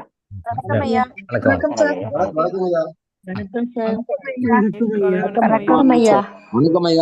வணக்கம் எல்லாருக்கும். நேத்து அகத்திய மகரிஷியினுடைய பிறந்த நாளுக்காக என்ன விசேஷங்கள்லாம் நடந்ததுன்னு சொன்னோம். அவர் எப்படி வந்து நம்முடைய கன்வான்விகளிங் ஃபாலோயர்ஸை வந்து 108 வகைகளாக 108 ப்ராப்ளம் வைஸ் ஓரியன்டாக இடம் பிரித்து டிஃப்ரெண்ட்டாக எனர்ஜி கொடுத்து பிளஸிங் பண்ணிட்டு போனான்னு சொல்லி பேசணும். நாம் அதனுடைய கண்டினியூட்டி நேற்று டைம் முடிய போயிட்டனால அதுக்கு பிறகு பேச முடியல. ஸோ நிறைய செய்யணும்னு இருக்காங்க. நம்ம மக்களை வந்து கடை தேற்றி வெளியே கொண்டு போகணும்னு சொல்லியிருக்காங்க. அதே மாதிரி இந்த அகத்தியர் படம் பார்த்துருப்பீங்கன்னு நினைக்கிறேன். பார்க்காதவங்க கூட சில பேர் அகத்தியர் படம் பார்த்துருப்பீங்கன்னு நினைக்கிறேன். உலகம் உருண்டையானது அப்படின்னாலும் உலகம் வந்து வடகோடு தாழ்ந்துடுச்சு தேவர்கள் வந்ததுனால, இங்கே தென்கோடு உயர்ந்துருச்சு, அகத்தியர் வந்து சரி பண்ணார். படத்தில் பார்ப்போம். படம் வந்து படத்தில் அப்படியே பேலன்ஸாக இருக்குது, அப்படியே இப்படி இருக்கிறது, அப்படியே பேலன்ஸ் ஆகி கரெக்டாக வந்துடும் படத்தை பார்த்துட்டு. அது வந்து சிம்பாலிக்காக சொல்கிற விஷயம். அப்போ உலகத்தில் வந்து அசுரகுணம் அதிகமாகி போச்சு. அசுரகுணம் தேவையில்லாத குணங்கள் ரொம்ப அதிகமாகி போச்சு. மக்கள் அதோட ரொம்ப கஷ்டப்பட்டு இருக்காங்க. அவங்கள வந்து தேவர்களுக்கு நிகராக கொண்டு வரணும், தேவர்களுக்கு நிகராக கொண்டு வரணும். ஏன்னா எல்லாருமே தேவர்கள் ஆகணும், இறைவன் ஆகணும். தேவர்களாகி அதுக்கு மேலே அப்படியே இறைவன் ஆகி அப்படியே வரணும். எல்லாரும் ஹாப்பியாக இருக்கணும், சந்தோஷமாக இருக்கணுன்றதுக்காக அகத்திய மகரிஷி அமுச்சு விட்டாங்க. அவர் தான் சித்த கணங்களின் தலைவர். அகத்திய மகரிஷி வந்தார், பேலன்ஸ் பண்ணார். அப்போது இங்கே சித்தர்கள் எப்படி கொண்டு வராங்க, அகத்தியர் எப்படி வராரு அப்படின்னா, மக்கள்கிட்ட இருக்கின்ற தேவையற்ற அசுர குணங்களை போக்கி தேவர்களை குவைத்ததுக்கு தான் வராங்க. அதான் சித்தர்கள் பண்ணது. நல்லா பாருங்க, அவங்க வந்து சித்தர்களை பார்த்தீங்கன்னா நாத்திகர்கள் மாதிரியும் தெரியும், ஆத்திகர்கள் மாதிரியும் தெரியும். ஆனால் உண்மையிலே ஆத்திகர்கள் தான். பட் இருக்கிற மூட நம்பிக்கையெல்லாம் எடுத்தாங்க, தேவையில்லாதெல்லாம் எடுத்தாங்க. அதான் நட்டக்கல்லும் பேசுமோ நாதன் உள்ள இருக்கையிலே. நட்டக்கல்லு போய் பேசுமா, அது போய் எப்படிப்பா பேசும், அதை போய் கும்பிட்டுட்டு இருக்கீங்களே அப்படின்னுவார். அப்படின்னா அந்த லெவல் கோயிலுக்கு போகிறதோ சாமி கும்பிட்றதோ தவறுலாம் கிடையாது, இறை வழிபாடு தவறு இல்லை. பட் அந்த வழிபாட்டை தாண்டி மேலே வரணும். இறைவனை வழிபடுறதுனாலலாம் வந்து நம்ம எந்த ஆன்மீக முன்னேற்றமும் அடைய முடியாது. இறைவனை அடிபடுவதனால, அதாவது என்ன அடி பணிவதனால அதெல்லாம் ஒன்றும் ஆக போகுது. இங்கே டிவோஷன்லாம் கேள, பக்தியெல்லாம் ஒன்றும் வேலைக்காகாது. பக்தி அதாவது இறைவனை அடைய பல யோகங்கள் இருக்கின்றன. பட் பக்தி யோகத்தை பக்தி பண்ணிட்டே இருந்தால் இறைவன் அடைய முடியுமா? இறைவனை போற்றி போற்றி நமக நமக நமக நமக போற்றி போற்றி சரணம் சரணம் சொல்லிட்டு இருந்தா உண்மையிலே சரணம் அடையணும். உண்மையிலே சரணம் அடையணும். சரணம்னா என்ன? ஒரு சகோதரி சொல்லியிருந்தாங்க இல்லையா, சார் எனக்கு உடம்பு சரியில்லை, நிறைய பிரச்சனை சஃபர் ஆகிட்டு இருக்கிறேன், அதை நான் ஏற்றுக்கொள்கிறேன், நான் மருந்து எதுவும் சாப்பிடல, நான் எந்த மருந்தும் சாப்பிடல, நான் அக்செப்ட் பண்ணிக்கிறேன். அதுதான் மிக உயர்ந்த பக்குவம், மிக மிக உயர்ந்த பக்குவம். அது லாஸ்ட் வீக் ஒரு சகோதரி சொன்னாங்க இல்லையா, அதான் அந்த அந்த லெவலுக்கு நாம் வரணும். அதுதான் இப்போது பொருளாதார பிரச்சனையா அக்செப்ட் பண்ணிக்கிறேன், நான் அக்செப்ட் பண்ணிக்கிறேன், அப்படி இருக்கணும். எத்தனை பேர் இருக்கிறோம்? இல்லை, பொருளாதாரம் உயர்த்துறதுக்கு ட்ரை பண்ணுறோம். சரி, பையனுக்கு கல்யாணம் ஆகலையா, சரி அக்செப்ட் பண்ணிக்கிறேன். பொண்ணு பார்த்து கல்யாணம் பண்ணணும்னு நினைக்கிறேன். பொண்ணுக்கு கல்யாணம் ஆகலையா, சரி அக்செப்ட் பண்ணிக்கணும், விட்டுறணும், பரவாயில்லன்ட்டு விட்டுறோமா? இல்லை, பொண்ணுக்கு நல்லா வரணும் பார்த்து கல்யாணம் பண்ணணும். சரி, வீடு வந்து சொந்த வீடு கட்டுறதுக்கு வழி இல்லை, வாடகை வீடு தான் இருக்கும், இப்படியே கஷ்டப்படணும். சரி, இப்படியே வாடகை வீடை கொடுத்து கஷ்டப்பட்டுருக்கோம், அக்செப்ட் பண்ணிக்கிறோமா? இல்லை, நான் சொந்த வீடு எப்படியா கட்டணும் ட்ரை பண்ணுறேன். வறுமையில் இருக்கிறோம், சரி இப்படியே வறுமையிலே பத்தாமையே இப்படியும் அப்படியுமே வறுமை தரித்திரம் கஷ்டத்திலே இருக்கிறோம். அதான் இறைவன் வந்து அப்படி அனுப்பிச்சுட்ருக்காரு, அக்செப்ட் பண்ணிக்கிறோமா? அப்படி இல்லை. ஆனால் நான் மேலுக்கு வரணும். மாமியார் கொடுமை பண்ணுறாங்களா, ரொம்ப டார்ச்சர் கொடுக்குறாங்களா, அக்செப்ட் பண்ணிக்கணும். ஆமாம், டார்ச்சர் பண்ணிக்கணும். மாமியார் நான் கொடுமை பண்ணக்கூடாது, என் நல்ல மருமகன்னு நினைக்கணும். மருமக கண்டுக்கவே மாட்டேன்றால, வீட்டை விட்டு வெளியே போன்றாங்களா, மருமக வெளியே போனதா, சாப்பாடு போட மாட்டேன்தா, சரி ஓகே அக்செப்ட் பண்ணிக்கிறோம். ஓகே, இப்படி இருக்கும். கணவன் டார்ச்சர் கொடுக்குறாரா, டார்ச்சர் கொடுக்கட்டும், பரவாயில்ல, ரைட், ஓகே அக்செப்ட் பண்ணிக்கணும். மனைவி டார்ச்சர் கொடுக்குறாங்களா, ரொம்ப இம்சை கொடுக்குறாங்களா, அக்செப்ட் பண்ணிக்கணும், ஏற்றுக்கணும். இல்லை நான் டைவர்ஸ் பண்ணிக்குவேன், இந்த பொண்ணு சரியில்லை, நான் வேற கல்யாணம் பண்ணிக்கிறேன், இந்த மாப்பிள்ளை இந்த கணவன் சரியில்லை, நான் வேற கல்யாணம் பண்ணிக்கிறேன். அப்போ வரவங்கள எத்தனை பேர் ஏற்றுக்கிறோம்? அந்த ஏற்றுக்கிற மாதிரி யாருக்குமே கிடையாது. சும்மா பேசுவோம், ஆனால் நான் ஏற்றுக்க மாட்டோம். இப்படித்தான் வாழணும்னு நினைக்கிறோம். இங்கே தான் நம்ம கொஞ்சம் யோசனை பண்ண வேண்டிய விஷயம் இருக்குது. ஒரு நிகழ்வு நடக்குது, காஸ் அண்ட் எஃபெக்ட்னு சொல்லியிருக்கோம். காஸ் அண்ட் எஃபெக்ட், முதல்ல ஒரு காஸ், அந்த காரணம், அதுக்குண்டான பலன் வந்து கிடைக்குது. நம்ம லைஃப்பில் நல்லதும் சரி கெட்டதும் சரி எல்லாமே 100% நாம் பண்ணது தான். முழுக்க 100% நாம் பண்ணது, வேற யாரும் உள்ள நுழையவே முடியாது. இதைத்தான் குரான்ல ஒரு வசனம் வரும், ஏற்கனவே சொல்லியிருக்கிறோம். அல்லாஹ் கொடுக்க நினைப்பதை யாரும் தடுக்க முடியாது. அல்லாஹ் தடுக்க நினைப்பதை யாரும் கொடுக்க முடியாது. இதுல அவ்வளோ பெரிய ஃபேக்ட் இருக்கு. இதை பத்தி பேசணும்னா 10 நாள் கிளாஸ் எடுக்கலாம். அல்லாஹ் கொடுக்க நினைக்கிறாரு, அதை யாரும் தடுக்க முடியாது. அல்லாஹ் தடுக்க நினைக்க கொடுக்க மாட்டேன் வேண்டாம் ஸ்டாப் பண்றாரு, அதை யாரும் கொடுக்க முடியாது. சிம்பிள் வாழ்க்கை தத்துவம் அது. அப்ப என்ன நினைக்கிறோம், நம்ம ஒரு வரம் வாங்கிட்டு வந்திருக்கிறோம். வரம்னா நாம பண்ணதுனால வரம் வாங்கிட்டு இருக்கோம், அதனால நமக்கு நன்மை கிடைக்குது, அது தீமையும் கிடைக்குது. நன்மை கிடைக்கும் போது அதை அப்படியே ஏத்துக்கிறோம், சந்தோஷப்படுறோம், ரொம்ப ஹாப்பி, நல்லது, சந்தோஷம், தப்பு கிடையாது. ஒரு கெட்டதுன்னு வரும்போது அப்ப மட்டும்தான் ஐயோ அம்மா தா அப்படின்னு சொல்லி ஒரே ஃபீல் பண்றோம், ரொம்ப அழுறோம், நாம அழுறோம், ஃபீல் பண்ணுறோம், சாப்பாடு இல்லை, தூக்கம் இல்லை, ஒரி பண்ணிக்கிட்டே இருக்கிறோம். இதுவும் நாம் கொண்டு வந்தது தானே. இதைத்தான் வந்து திருவள்ளுவரும் திருக்குறளில் ஊழ்வினின்ற அதிகாரத்தை தெளிவாக சொல்வார். திருக்குறளில் ஊழ்வினின்ற அதிகாரத்தில் ஒரு குறளை அழகாக சொல்லுவார். நல்ல வினை வேலை செஞ்சு உங்களுடைய நல்வினை பாஸ்ட் லைஃப்பில் நீங்கள் சம்பாதிச்ச நல்லவினை வேலை செய்யும்போது நல்லது நடக்குது, சந்தோஷப்படுறீங்க. அதே நேரத்தில் நீங்கள் பாஸ்ட் லைஃப்பில் பண்ண அந்த கெட்ட கர்மா உங்களுக்கு வேலை செஞ்சு தீவினையில் கஷ்டப்படும் போது அப்போ மட்டும் ஏன் ஃபீல் பண்ணுறீங்க, ஐயோ அம்மா தான் ஏன் கேட்குறீங்கன்னு மறைமுகமாக அந்த குறளை கேட்பார். எடுத்து படித்து பாருங்கள். அந்த குறளில் ஊழ்வினையில் ஒரு குறளில் வரும். நல்லது வேலை செய்யும்போது, நல்ல கர்மா வேலை செய்யும்போது சந்தோஷப்படுறீங்க, ஓகே, தப்பு. அது எதுவுமே தப்புன்னு இல்லை, அது தப்புன்னு சொல்லவும் முடியாது, நல்லது. அதே நேரத்தில் ஒரு கெட்டது வருது, கஷ்டப்படுறீங்க, அதுவும் due to your past life karmas தான். அப்போ மட்டும் ஏன் ஐயோ அம்மா தான் கேட்குறீங்கன்ற மீனிங்கில் கேட்பார். எடுத்து படிச்சுப்பார். நான் தானே. அப்போ என்ன பண்ணோம், நல்லா வரும்போது என்ஜாய் பண்ணணும். சந்தோஷமே சந்தோஷமே சந்தோஷமே சந்தோஷமே வாழ்க்கை, அதை என்ஜாய் பண்ணணும். அது தவறே கிடையாது, என்ஜாய் பண்ணுங்க. சில பேர் சில ஆன்மீக அமைப்புகள் சொல்லுவாங்க, அப்படிலாம் இல்லை, நல்லது வரும்போது அதை அனுபவிக்கக்கூடாது, அதை அப்படியே மீடியமாக குறைச்சிக்கணும், கெட்டது வரும்போது அதை அப்படி பேலன்ஸ் பண்ணி ரெண்டையும் பேலன்ஸ் பண்ணிக்கணும்னு சொல்லுவாங்க. பெரும்பாலும் நிறைய ஆன்மீக அமைப்புகள் சொல்லுவாங்க, நல்லது வரும்போதும் ரொம்ப சந்தோஷப்படக்கூடாது, துக்கம் வரும்போதும் அது வந்து ரொம்ப கஷ்டப்படக்கூடாது அப்படின்னு சொல்லுவாங்க. பகவான் பகவத்கீதையும் சொல்லுவார். பகவான் பகவத்கீதையும் சொல்லுவார், ரொம்ப சந்தோஷப்படுவனையும் ரொம்ப துக்கப்படுவனையும் கம்பேர் பண்ணி பேசுவார். அவர் ரொம்ப சந்தோஷப்படுறதும் கூடாது, ரொம்ப துக்கப்படுறதும் கூடாது, அது மீடியமாக இருக்கணும் அப்படின்னு சொல்லுவார். அது கரெக்டு தான், அது கரெக்ட் தான். பட் அந்த பக்குவம் எல்லாராலையும் வர முடியாது. பட் சித்தர்கள் என்ன சொல்கிறாங்கன்னா, சித்தர்கள் சொல்கிறது என்னென்னா, பகவான் பகவத்கீதை சொல்றது கரெக்ட், அது தப்பு இல்லை, அது மாற்று கருத்தே கிடையாது. துக்கத்தையும் சந்தோஷத்தையும் ஒன்றாக பாதிப்பவனே எனக்கு பிடிக்கும்னு சொல்லுவார். துக்கத்தையும், ஒரு துக்கம் வருது, கஷ்டம் வருது, அதையும் சந்தோஷம் வருது, அந்த சந்தோஷமான மனநிலை இருக்கு, ஹாப்பி இருக்கு, அதையும் ஒன்றாக பாதிப்பவனே எனக்கு பிடிக்கும் பகவத்கீதை சொல்லுவார். அது பெரிய, அதை பற்றியும் விளக்கம் சொன்னால் ஒரு 100 நாள் கிளாஸ் எடுக்கலாம். அந்த ஒரு சென்டென்ஸ், அந்த வாக்கியத்தை வச்சுக்கு 100 நாள் கிளாஸ் எடுக்கணும். அவ்வளோ சப்ஜெக்ட், அது அவ்வளோ பெரிய சப்ஜெக்ட். கேஸ் பை கேஸாக, கேஸ் ஸ்டடியாக ஒன்று விளக்கி சொன்னால் ரொம்ப அருமையாக புரியும். அவ்வளோ விஷயம் இருக்குது. சித்தர்கள் என்ன சொல்கிறாங்கன்னா, பகவான் சொல்கிறது கரெக்டு தான், நல்லது சந்தோஷம் வரும்பொழுது அதை நல்லா என்ஜாய் பண்ணுங்க, அனுபவிங்க, நல்லா என்ஜாய் பண்ணுங்க, அது தவறே இல்லை. அதே சமயம் துக்கம் வரும்பொழுது அதை சமமாக பாதிக்கிற பக்கம் எல்லாரும் இல்லை, துக்கத்தை சந்தோஷமாக மாற்றிக்கங்கன்னு சொல்கிறாங்க. துக்கத்தை சந்தோஷமாக மாற்றிக்கங்கன்னு சொல்கிறாங்க. இதுதான் பைபிள்லே வருது, உங்கள் துக்கங்கள் சந்தோஷமாக மாறும், உங்கள் துக்கங்கள் சந்தோஷமாக மாறும். எப்போ மாறும், எப்படி மாறும் சொல்லாமல் விட்டார் பைபிள். யோவான் அதிகாரத்தில் வரும், யோவானில் வரும் 19-20 ஏதோ நம்பர் சரியாக தெரியல, பட் யோவான்ற அதிகாரத்தில் இது வரும், உங்கள் துக்கங்கள் சந்தோஷமாக மாறும். 19-20ன்னு நினைக்கிறேன், பார்த்துக்கோங்க, உங்களுக்கு தெரியும். யோவான், உங்கள் துக்கங்கள் சந்தோஷமாக மாறும். உங்கள் துக்கங்கள் எப்போ சந்தோஷமாக மாறும், எப்படி சந்தோஷம் மாறும், அதை மாறத்துக்கு நம்ம என்ன பண்ணோம் தான் கர்ம இன்ஜினியரிங்னு சொல்லி கொடுக்குறோம். ஸோ நல்லது சந்தோஷம் வரும்போது என்ஜாய் பண்ணுங்க, அதில் மாற்று கருத்து கிடையாது. அதே துக்கங்கள் சந்தோஷம் வரும்பொழுது அந்த துக்கங்கள் சந்தோஷம் எப்படி சந்தோஷம் மாற்றுவதுன்றது பைபிளில் சொல்லாமல் விட்டாங்க. அதை மட்டும் நோட் பண்ணி சொல்லிட்டாங்க. கீழே என்ன ப்ரொசீஜர்ஸ் ப்ரோட்டோக்கால் என்ன ஃபாலோ பண்ணணுன்றது சொல்லலை. கர்ம இன்ஜினியரிங்ல சொல்லி கொடுக்குறோம். இதை நீங்கள் ஃபாலோ பண்ணும்போது உங்கள் துக்கங்கள் சந்தோஷமாக மாறும். மாற்ற முடியாது, இப்படி தான் ஆகணும், அனுபவித்து ஆகணும் அப்படிலாம் கிடையாது. ஜாதகத்தின் பலனை மாற்ற முடியும், விதியின் பலனை மாற்ற முடியும். அப்போ விதியின் பலனை மாற்ற முடியும்னு ஒரு விதி இருந்தால் தான் மாற்ற முடியும், அது உண்மைதான்.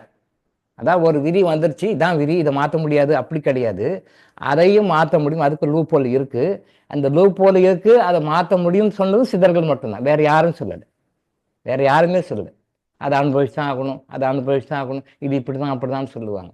அப்படி தான் இருக்குது, அதில் மாற்று கருத்து இல்லை. ஆனால் சில டெக்னிக்கை யூஸ் பண்ணோம் அப்படின்னு சொன்னால், சில விஷயங்களை சித்தர்கள் சொல்கிற சில ரகசியங்கள், அது வந்து படைப்பின் ரகசியங்கள் சொல்லலாம், பிரபஞ்ச ரகசியம் சொல்லுவாங்க. பிரபஞ்ச ரகசியங்கள் இறைவனின் ரகசியம் அது. ஏன்னா பிரபஞ்சம்னா there are so many universes, நிறைய பிரபஞ்சங்கள் இருக்குது, எந்த பிரபஞ்சம்னு நம்ம சொல்ல முடியும். ஆனால் அடிக்கடி கிளாஸ் கூட சொல்லுது, பிரபஞ்சம்ன்ற வேர்டு யூஸ் பண்ணாதீங்க, இறைவன்ற வேர்டை யூஸ் பண்ணுங்க. பிகாஸ் இறைவன் வந்து ஒருவனே, நம்ம எந்த பேரில் கூப்பிட்டாலும், எந்த மதத்தை என்னுடைய கடவுள்னு சொல்லி சொன்னாலும் இறைவன் வந்து ஒருவனே தான், single single single, one day one. But பிரபஞ்சங்கள் நிறைய இருக்கு, ஆனால் பிரபஞ்சம்னு சொல்லாதீங்க, இறைவன் சொல்லுங்க. அந்த பிரபஞ்சத்துல நீங்க எந்த விஷயம் எது நடக்கணும் என்ன அப்படின்னாலும் அதை உங்களுடைய பாஸ்ட் லைஃப் கர்மா டிட்டர்மைன் பண்ணுது. உங்களுடைய துக்கங்களை சந்தோஷங்களை மாற்றக்கூடுவதற்கு ஒரு விதி இருக்குது. அந்த விதியை நீங்க கரெக்டாக யூஸ் பண்ணீங்கன்னா மாற்ற முடியும். அந்த விதியிலையும் ஒரு லூப் போல் இருந்தால் தான் அந்த விதியினுடைய லூப் போலைய உள்ள போய் அந்த விதியை மாற்ற முடியும். அதுவும் விதி தான், அதை மாற்றுக்கிறது இல்லை. ஆனால் விதின்னு சொல்லிட்டு அப்படியே உட்காந்துட தேவையில்ல, மாற்ற முடியும்னு சொல்றது. அதை மாற்றத்துக்கு உங்களுக்கு நமக்கு ஒரு இன்ட்ரெஸ்ட் வேணும். அதுக்கு இருக்கிற டேர்ம்ஸ் அண்ட் கண்டிஷன் அப்ளை பண்ணணும். அதை நம்ம பண்ணும் பொழுது அந்த பிரச்சனை நம்ம வெளியே வருவோம், துக்கத்தை வெளியே வருவோம். துக்கத்தை அனுபவிக்க வேண்டும் என்ற இது கிடையவே கிடையாது. நான் திரும்ப பலமுறை சொல்லியிருக்கேன், நம்ம சாதாரண மனிதர்கள், நம்மளுடைய பிள்ளைகள் வந்து நாம் எவ்வளோ கஷ்டப்பட்டாலும் எவ்வளோ துன்பப்பட்டாலும் எவ்வளோ கஷ்ட நஷ்டங்களை அனுபவிச்சிருந்தாலும் நம்ம குழந்தைங்க நல்லா இருக்கணுன்றதுக்காக நம்ம டெடிகேட் பண்ணுறோம் இல்லையா, பண்ணோம் இல்லையா? நம்மளால் எவ்வளோ கொலை முடியுமோ அவ்வளோ கொலை குழந்தைகளுக்காக விட்டு கொடுத்து போகிறோம். அப்படி இருக்கும் பொழுது சாதாரண மனிதர்களாக நம்மளே நம்ம அப்படி விட்டு கொடுத்து உயிர் தியாகம் பண்ணும் பொழுது நம்மளை படைத்த இறைவன் எப்படியோ போய் தொலைட்டோம், கஷ்டப்பட்டோம், இம்சப்பட்டு நாசமாக போங்க நான் சொல்லுவார்? கண்டிப்பாக சொல்ல மாட்டேன். எப்படி விட்டியா போங்க நான் சொல்லுவார்? கஷ்டப்பட்டு அழுது தொலைங்க நான் சொல்லுவார்? நெவர் நெவர் நெவர், ஒருபோதும் இல்லை. நாம தான் தப்பாக புரிஞ்சிட்டு இருக்கோம். அது விதின்ற பேரில் வந்து இப்படிதான் இப்படிதான் அப்படிதான் விதி இருக்கிறது, நீங்க பண்ணது இருக்கு, ஆனா அதை மாற்ற முடியும். நீங்க தப்பா எழுதிட்டீங்க, ரப்பர் ஒன்று இருக்குப்பா அதை அழிச்சுக்கோன்னு ரப்பர் கொடுக்குறாரு. தப்பா எழுதி இங்கு ரப்பரும் இருக்கு, பென்சில் ரப்பரும் இருக்கு. இங்கில் எழுதுனா அழியாதுன்னுவாங்க, இங்கில் எழுதுனா அடிக்கிறதுக்கும் ரப்பர் இருக்கு இல்லையா? இங்கு ரப்பரும் இருக்கு, பென்சில் ரப்பரும் இருக்கு, ரெண்டுமே இருக்கு. தப்பா எழுதிட்டோம், அதை கரெக்ட் பண்ணி அழித்து எழுதுன்னு ரப்பர் கொடுக்குறாரு. ஆனா நாம் என்ன பண்றோம்? ரப்பர்லாம் யூஸ் பண்ண மாட்டேன், நான் கையிலேயே அழைப்பேன், கையிலே தேய்ப்பேன், நான் போக மாட்டேன்.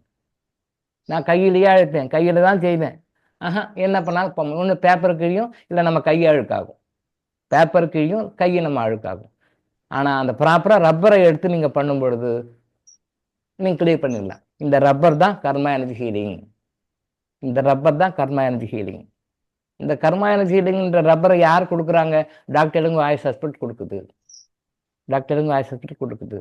இங்கே வந்தால் ஏதோ ஒரு கன்சல்டேஷன் சொன்னோம் போயிடுங்க, இங்கே வந்தால் ஏதோ மருந்து கொடுத்தோம் போயிடுங்க, இங்கே வந்தால் ஏதோ ஒரு கிறிஸ்டலை கொடுத்தோம் போயிடுங்க. அப்படி இல்லை, ஃபாலோ பண்ணணும், ஃபாலோ பண்ணி செய்யுங்க அப்படின்றாங்க. என்ன இது ஓராசிரியர் பண்ணினா எல்லாத்தையும் நானே பார்க்க வேண்டியதாக இருக்குது. 108 குருமார்களுடைய வேலையை ஒரே ஒருத்தர் தலையிட போட்டு முடிய கூட சீக்கிரம் நறக்க வச்சுட்டாங்க. அவ்வளோ ஒர்க்லோடு தனித்தனியாக போட்டிருந்தா எனக்கும் கம்மி தான், ஒர்க்லோடு கம்மி தான். எல்லாம் போட்டு சின்ன வயசுலேயே 15 வயசுலேருந்தே போட்டு போட்டு போட்டு முடி கூட நடிச்சு போச்சு சீக்கிரத்தில். அவ்வளோ ப்ரெஷர். 108 ப்ளஸ் ப்ளஸ் ப்ளஸ் அத்தனை பேருடைய நாலேஜ் நீ ஒரே ஆள் தான் ஹேண்டில் பண்ணணும். என்ன பண்ணுறது? அது ஏன் செலக்ட் பண்ணாங்கன்னு தெரியல, ஏதோ ஒரு காரணம் இருக்கும், நம்ம அறிவு கட்டாத விஷயம் அது. ஸோ நேற்று அகத்திய மகரிஷி சொல்ல வந்த விஷயம் என்னென்னா, மக்களுக்கு நிறைய நாங்கள் பண்ணுறோம் செய்கிறோம். இதை நல்லா பாருங்கள், எத்தனையோ பேர் யார் யாரோ இருக்காங்க, அவங்களெல்லாம் கூப்பிடல. தேவர்களே எத்தனையோ பேர் இருக்காங்க, எத்தனையோ தேவர்கள் இருக்காங்க, 33 கோடி தேவர்கள்னு சொன்னீங்க, அத்தனை தேவர்களும் இருக்காங்க. ஆனால் அவங்களையெல்லாம் விட்டு அகத்தியர் ஏன் சிவன் செலக்ஷன் பண்ணுறார்? நம்ம புராண கதை வழியே வரும், புராண கதையிலே வரும். ஹையர் லெவல் பீயிங் அது வேண்டாம், நம்ம லோ லெவல்லே உங்களுடைய புரிதலையே கதை இறங்கி வரும். சிவன் மிகப்பெரிய சக்தி, மிகப்பெரிய கடவுள், இஸ் த கிரியேட்டர். அந்த சிவன் ஏன் அகத்தியரை செலக்ட் பண்றாரு? எத்தனையோ பேர் இருக்காங்க, அகத்தியரை ஏன் செலக்ட் பண்றாரு? சித்தர்கள் குரூப்பை ஏன் செலக்ட் பண்றாரு? ஏன்னா சித்தர் கணங்கள் தான் இதை எக்ஸிக்யூட் பண்றதுக்கு சரியான ஒரு நபர் அவங்க எடுக்கிறார், சிவன் எடுக்கிறார். சித்தர் கணங்கள், சித்தர் கணங்கள்னா சித்தர் குரூப்னு அர்த்தம். அப்போ எத்தனையோ குரூப் இருக்கு, தேவர்களுக்கு நிறைய குரூப் இருக்கு. அவங்களெல்லாம் விட்டுட்டு சித்தர் கணங்கள் கிட்ட வர்றாரு. அப்ப சித்தர்களை யாரை செலக்ட் பண்றாரு? சித்தர்களின் தலைவரான அகத்தியரை எடுக்கிறார். நீங்க போங்க, நீங்க போய் பார்த்து பண்ணிட்டு வாங்க, நீங்க தான் உங்களால முடியும்னு சொல்லி செலக்ட் பண்றாரு. பர்ஃபார்மன்ஸ் யார் பண்ணுவாங்க? இப்போ அரசியல் கட்சிகள்லாம் வந்து இப்போ ஆட்சி எலெக்ஷன் வந்துருச்சு, எல்லா கட்சிகளும் கூட்டணி பற்றி பேசிட்டு இருக்கிறாங்க. நான் கூட்டணி நீ கூட்டணி அப்படிங்கிறதான் பேசிட்டு இருக்காங்க. பேரமெல்லாம் நடக்குது, சீட் பேரிங் நடக்குது, அமௌண்ட் பேரிங் நடக்குது, எல்லாமே நடக்குது. பணம் எவ்வளோ கொடுக்கலாம், எவ்வளோ கொடுத்தீங்க, எவ்வளோ வருவீங்க, எவ்வளோ சீட் எடுத்தீங்க, நடக்குது. அது இப்போ ஸ்டேட்டில் நடக்குது, தமிழ்நாடு மற்ற எல்லா இடத்துலையும் நடக்கிறதான் செய்யும். அப்போது அந்த தொகுதி பங்கீடு, தொகுதி இது பண்ணுறதுக்கெல்லாம் யார் வருவாங்க? யார் முக்கியமான நபர்கள் இருப்பாங்க அந்த கட்சியில்? தலைவரே இல்லை, அது கீழே சபாநாயகர் இருப்பாங்க. நீங்கள் போய் இதெல்லாம் இந்த தொகுதியோட பேசுங்க, இந்த தொகுதியோட பேசுங்க, இப்படி பேசலாம், இவங்களுக்கு இவ்வளோ கட்சி இடம் கொடுக்கலாம், இவ்வளோ கொடுக்கலாம். இந்த கட்சி இப்படி வந்தால் இவ்வளோ அமௌண்ட் கொடுக்கலாம், இந்த கட்சி இவ்வளோ அமௌண்ட் வந்தால் இவ்வளோ கொடுக்கலாம், ஓட்டருக்கு இவ்வளோ பணம் கொடுக்கலாம், எப்படி அப்புறம் இவ்வளோ பேசுவாங்க, நடத்தும்.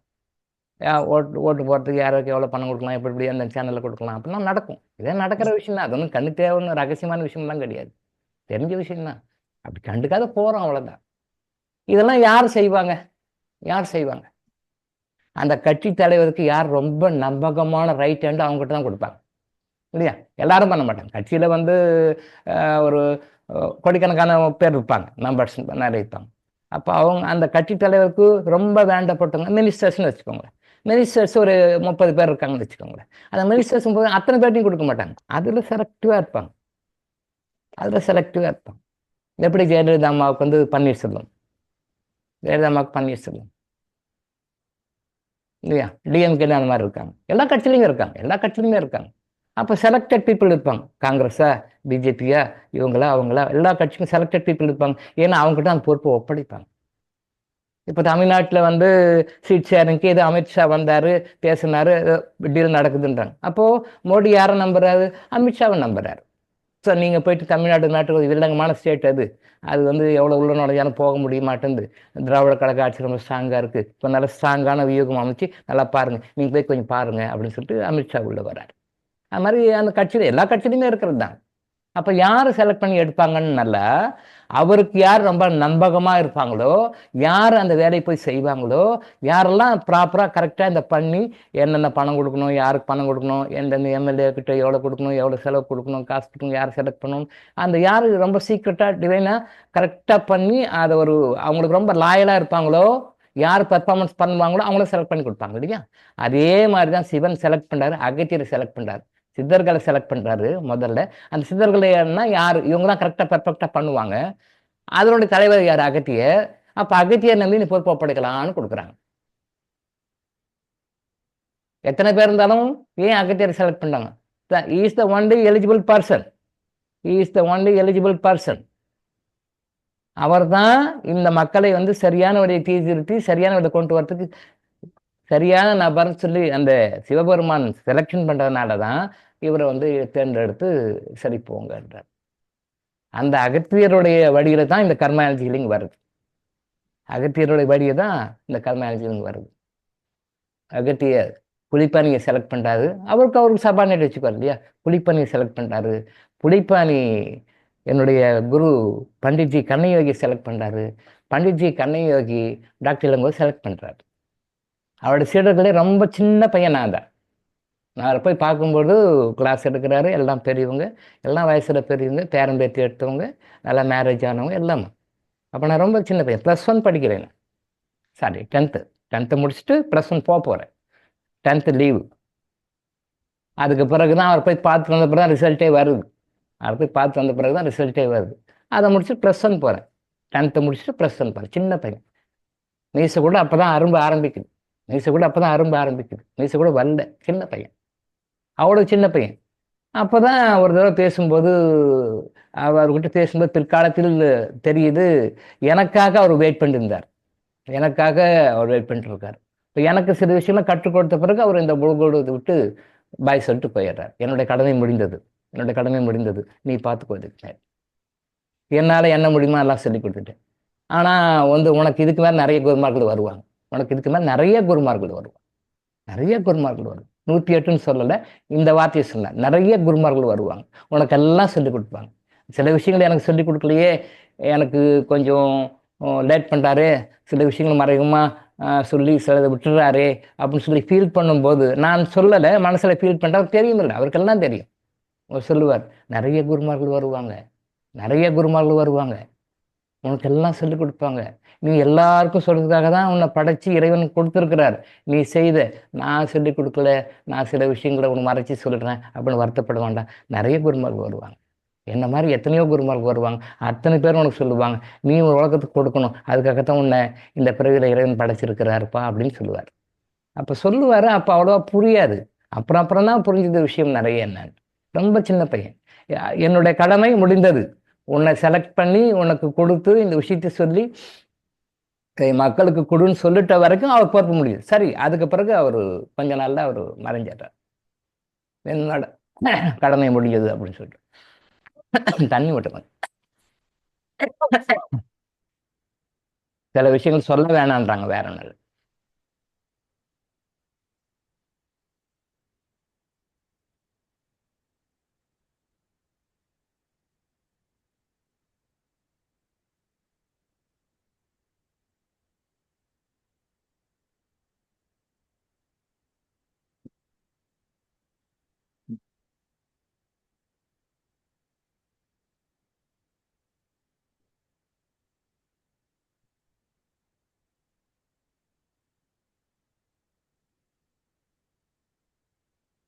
டிவைன் சீக்கிரட்டை அதான் சொல்லிக்க வேண்டாமா? நம்ம ஏதோ கேஷுவலா அப்படி சொல்றோம், அதான் தேவ ரகசியங்கள் அதெல்லாம் சொல்ல வேண்டாம் அப்படின்ட்டாங்க. சரி, ஓகே, சப்ஜெக்ட் போடு.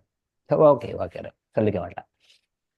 அதாவது அப்போ அந்த அகத்திய பெருமான் வந்து செலக்ட் பண்ணி அனுப்புகிறாங்க. அந்த அகத்தியர் தான் வந்து நிறைய விஷயங்களை மக்களுக்கு கொண்டு வராது. அதுவும் மெயினாக இந்த கர்மயான ஹீலிங் அப்படின்றது வந்து சித்தர்கள் மூலமாக, சிவன் மூலமாக, அகத்தியர் மூலமாக, புலிப்பாணி மூலமாக, பண்டிட்ஜி கன்னியோகி மூலமாக, டாக்டர் இளங்கோ மூலமாக உங்களுக்கு கொடுக்கப்படுகிறது. அப்போ இது எந்த அளவுக்கு நீங்கள் பயன்படுத்தி வாழ்க்கையில் வந்து சந்தோஷங்களை அடைகிறீங்கிறது it is in your hands, it is up to you, உங்கள் கையில் தான் இருக்குது. அப்போ நேற்று வந்து முந்தா நாள் வந்து அந்த அவருடைய பிறந்தநாள் வாழ்த்து ஆசீர்வாத உரையில் என்ன சொன்னார் அப்படின்னா, இது வரைக்கும் நம்ம கர்ம இன்ஜினியரிங் ஃபாலோயர்ஸு இதை ஃபாலோ பண்ணணும் கட்டாயம் பண்ணலாம் கிடையாது. யார் வேணாலும் வரலாம், யார் வேணாலும் போகலாம். அது அந்த மாட்டை கட்டுறதில்ல, போன மாட்டார் எல்லாமே அது ஸ்டேட்டஸ்கோ, அது அப்படியே மெயின்டைன் ஆகுது. அவர் பிறந்த தினத்துலேருந்து என்ன ஒரே ஒன்றுன்னா, இனிமேலுக்கு வந்து கர்ம இன்ஜினியரிங் ஃபாலோயர்ஸு கம்பல்சரியாக தர்மம் செய்ய வேண்டும். தர்மம் செய்ய வேண்டும். தர்மம் செஞ்சால் எலிஜிபிள் உள்ள வருது. தர்மம் செய்யறதுக்கு இருக்கும்னா யாரும் வரவே தேவை, வெளியே போயிடலாம். ஸ்டார்டிங்லேயே அது ஒன்றே ஒன்று தான் சொல்லணும். தர்மம் அப்படின்னா யாருக்கு செய்யணும், எவ்வளோ செய்யணும், எப்படி செய்யணுன்றதெல்லாம் நம்ம இன்ஸ்ட்ரக்ஷன் கொடுக்குறோம். அது அவங்களுடைய விருப்பம். அது அவங்களுடைய விருப்பம். ஒரு மாதமும் ஒரு தமிழ் மாதமும் அவங்க என்ன நட்சத்திரம் பிறந்தாங்களோ அந்த பிறந்த நட்சத்திரம் அன்னைக்கு யாருக்காவது தர்மம் பண்ணணும். எவ்வளோ பண்ணணும்? 10 ரூபா கூட பண்ணலாம், 5 ரூபா கூட பண்ணலாம், சிங்கிள் ருபி. ஏன்னா இருக்கிற லோயஸ்ட் டினாமினேஷன் 1 ருபி தான். இந்தியாவில் இருக்கிற லோயஸ்ட் டினாமினேஷன் 1 ருபி, ஒரே ரூபா. 1 ரூபா கூட பண்ணலாம். பாருங்க, கோயில் மணி அடிக்க பாருங்க.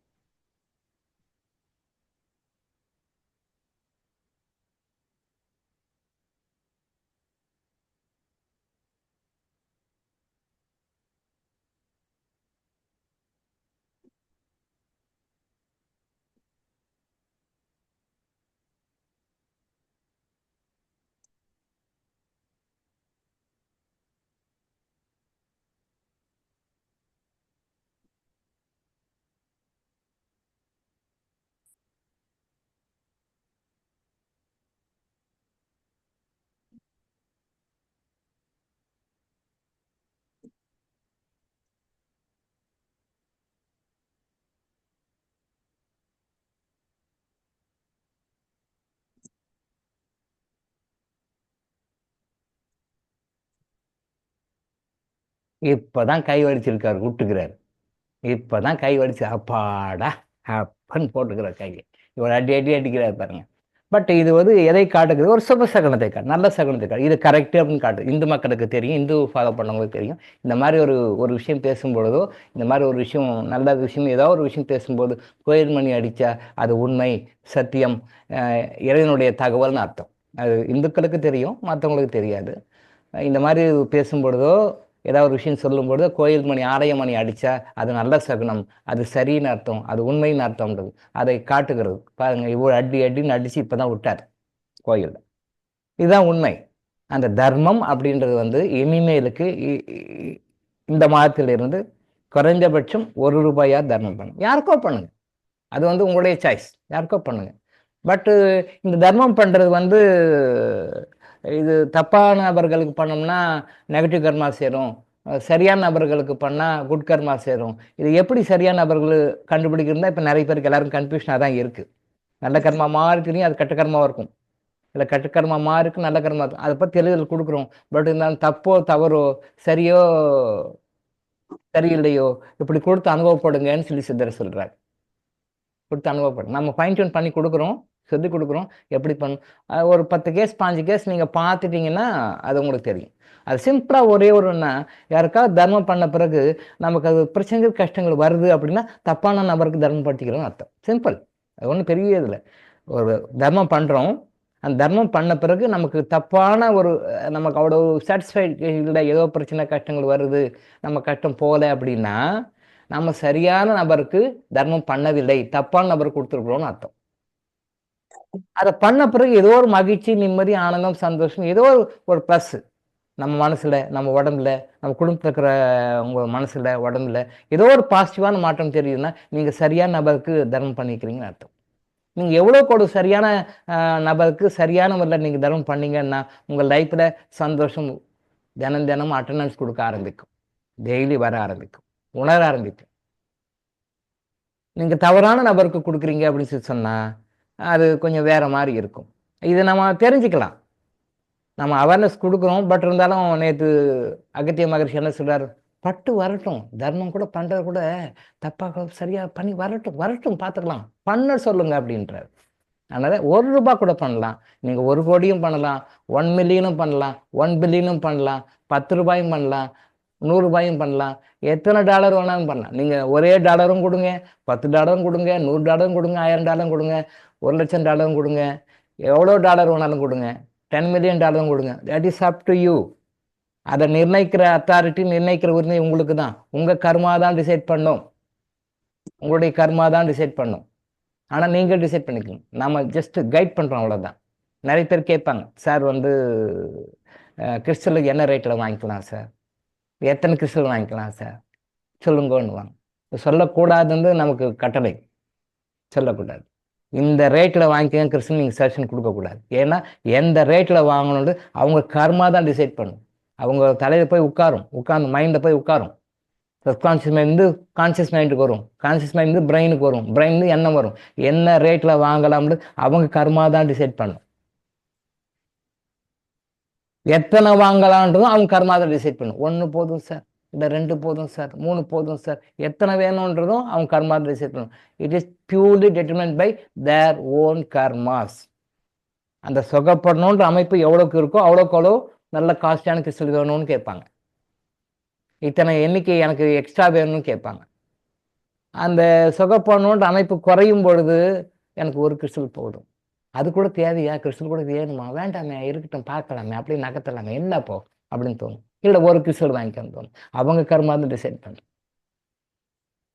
₹1,00,000 வாங்கணுமா, ₹5,00,000 வாங்கணும், ₹10,00,000 வாங்கணுமா, அதுக்கு போய் எதுக்கு அவ்வளோ வாங்கணும்? தூளுண்டு போய் ஒரு 4 கிராம் 5 கிராம் கிறிஸ்டலை போய் எதுக்கு போய் அவ்வளோ போய் வாங்கணும்?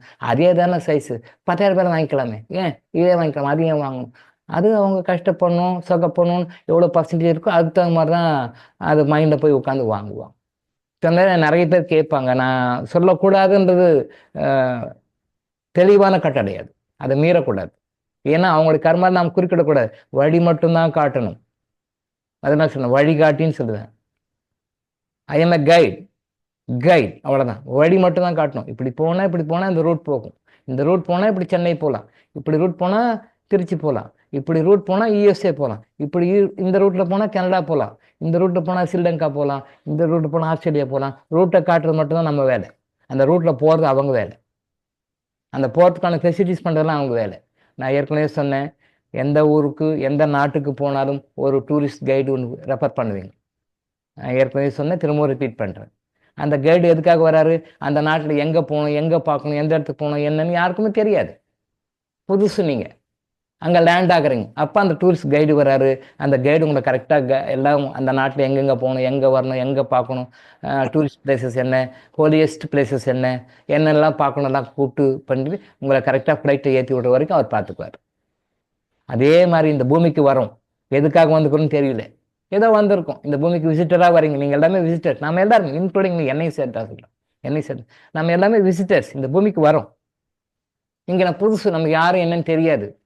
அப்போது இந்த பூமிக்கு வந்ததுலேருந்து எங்கெங்கே போகணும், என்ன வரணும், என்ன பார்க்கணும், நம்ம டூரிஸ்ட் சொல்கிற மாதிரி நம்ம லைஃப்பில் இங்கே என்ன பண்ணணும், என்ன பண்ணக்கூடாது, யாருக்கு என்ன செய்யணும், யாருக்கு நன்மைகள் செய்யணும், யாருக்கு கைட் பண்ணணும், எப்படி வாழணும், என்ன பண்ணணும், வாழ்க்கையில் எல்லாமே பிறந்திருந்து நம்ம இறக்குற வரைக்கும் என்னென்ன உண்டோ எல்லாமே எப்படி செய்யணும், இந்த மாதிரி செய்யணும் அப்படின்றத ஒரு கைடு ஃபாலோ பண்ணுறாரு. கைடு ஃபாலோ பண்ணுறாரு. யார் ரெண்டு யாருக்குமே 2 கைடு இருக்கிறாங்க. நம்ம ஏற்கனவே கடவுள் மறுப்பு, கடவுள் ஏக இறைவன் அப்படின்னு சொல்கிற அந்த இஸ்லாத்தில் கூட 2 தேவதைகள் இருக்கிறதாக சொல்கிறாங்க. 2 தேவதைகள். அது இந்து மதம்னு சொல்கிறது. 2 தேவதைகள் எல்லாருக்கும் பிறக்கும்போதே 2 தேவதைகள் இருக்காங்க. நமக்கு இப்போ கூட இருக்காங்க. நம்ம அதை உணர்றதில்லை. இந்த தேவதைகள் சொல் பேச்சு கேட்கறது இல்லை, கண்டுக்கிறது இல்லை. அவங்க பிறந்து இறக்குற வரைக்கும் அந்த தேவதைகள் நம்ம கூடவே இருக்கிறாங்க. அதை யாரும் கண்டுக்கிறது இல்லை. அதனால தான் இப்படி ஒரு தூதர்களாக இறைவன் யாரையாவது அனுப்புறாரு. இதை சொல்லி பிறக்கும் போதே 2 பேரும் அனுப்பிச்சு கூட கண்டுக்க மாட்டேன்றியே, இப்பயாவது கண்டுக்கோப்பா அப்படின்னு சொல்லிட்டு தான் யாராவது சித்தர்கள் யாராவது ஒரு குருமார்களை அனுப்பிச்சுட்டு இருக்காங்க, வழிகாட்டுகளை அனுப்பிச்சுட்டு இருக்காங்க.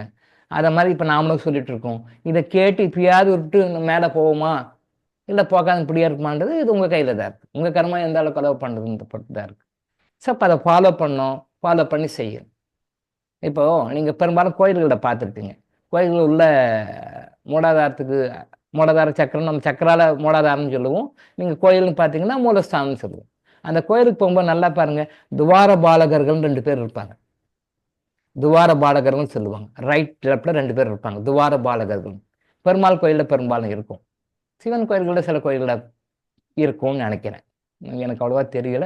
பட் துவார பாலகர்கள் இருப்பாங்கன்னு நான் நினைக்கிறேன். எனக்கு அவ்வளோவா தெரியல. அவ்வளோவா நிறைய கோயில்களுக்கு போகிறதுனால எனக்கு தெரியல. பெருமாள் கோயில்கள் நான் பார்த்துருக்கேன், துவார பாலகர்கள் இருக்காங்க. சிவன் கோயில் அவ்வளோவா பார்த்த மாதிரி எனக்கு தெரியல. பெருமாள் கோயிலில் பார்த்தோம், துவார பாலகர்கள் 2 பேர் இருப்பாங்க. ஏன் துவார பாலகர்கள் அவருக்கு? எதுக்காக? கடவுளுக்கு போய் என்ன துவார பாலகர்கள் இருக்காங்க? யாராவது நினைக்கிங்களா? எல்லாமே சிம்பாலிக்காக சொல்லிட்டு போயிட்டாங்க. அதை நாம தான் டீகோட் பண்ணி சொல்லி கொடுத்துருக்கோம். அந்த டீகோடிங் தெரியல நம்மளுக்கு. இப்போ இருக்கிற ஆன்மீகவாதிகள், மதவாதிகளும் அங்கே வேற மாதிரி ராங் ரூட்ல போயிட்டு இருக்காங்களோ ஒழிய அதை டீகோட் பண்ணி கரெக்டாக யாரும் சொல்ல தெரியல. அதனால தான் கர்மா இன்ஜினியரிங்க கொண்டு கொடுத்துருக்காங்க சித்தர் பெருமக்கள். துவார பாலகர்கள் என்ன அப்படின்னா, கடவுள்கிட்ட உள்ள போனாலும் அவர்கிட்ட வரனாலும் அவங்க பர்மிஷன் கொடுத்தாதான் போகணும்னு ஒரு ஐதீகம், ஒரு புராண கதை. அது உள்ள போனால் இவங்ககிட்ட பர்மிஷன் கேட்கணும். ஐயா நான் பெருமாளை போய் பார்க்க போறேன், பகவானை சேவிக்க போறேன் அப்படின்னு சொல்லி இவங்க கேட்கணும். இவங்க ஓகே ரைட் கேரியான் அப்படின்னு சொல்லி இவங்க பர்மிஷன் கொடுத்தா உள்ள போக முடியும். துவார பாலகர்கள். அதே மாதிரி நம்ம பிறக்கும் போதே 2 துவார பாலகர்கள் 2 பேர் இங்கே இருக்கிறாங்க. அதுக்கு பேரும் சொல்லியிருப்பாங்க. குரான்ல பேர் கூட இருக்கு. பேர் கூட அவங்க தேவதைகளுக்கு அந்த பேரே வச்சிருப்பாங்க. அந்த துவார பாலகர்களுக்கு நமக்கு பர்மிஷன் கொடுக்கணும். நமக்கு நல்லது நடக்கணும்னாலும் கெட்டது நடக்கணும்னாலும் அவங்களுக்கு பர்மிஷன்லாம் உள்ள வர முடியாது. நல்லது நடக்கணும்னாலும் கெட்டது நடக்கணும்னாலும் நம்மளுக்கு இங்கே கண்ணுக்கு தெரியாது இன்விசிபிளாக இருக்காங்க இல்லையா, அவங்களுக்கு பர்மிஷன் கேட்டு தான் உள்ளே வரணும். ஆனால் நாம் அவங்கள கண்டுக்கிறது இல்லை. நாம் அவங்க சொல்கிற பேச்சு நம்ம கேட்கறது இல்லை.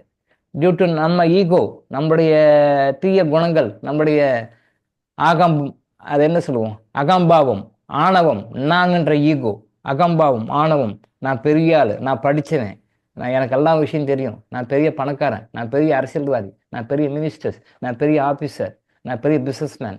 அப்படி அந்த ஈகோலாம் நிறைய உள்ள வந்துட்டனால இவங்க சொல்றது நம்ம கேட்கறதே கிடையாது. அப்போ கேட்கும்போது என்ன பண்ணுறாங்க, நல்லது கொடுக்கணும்னு வரேன் அப்படின்னு சொல்லும்போது சரிப்பா அவங்க இஷ்டம் கொடுத்தா கொடுன்னு அலோவ் பண்ணிடுறாங்க.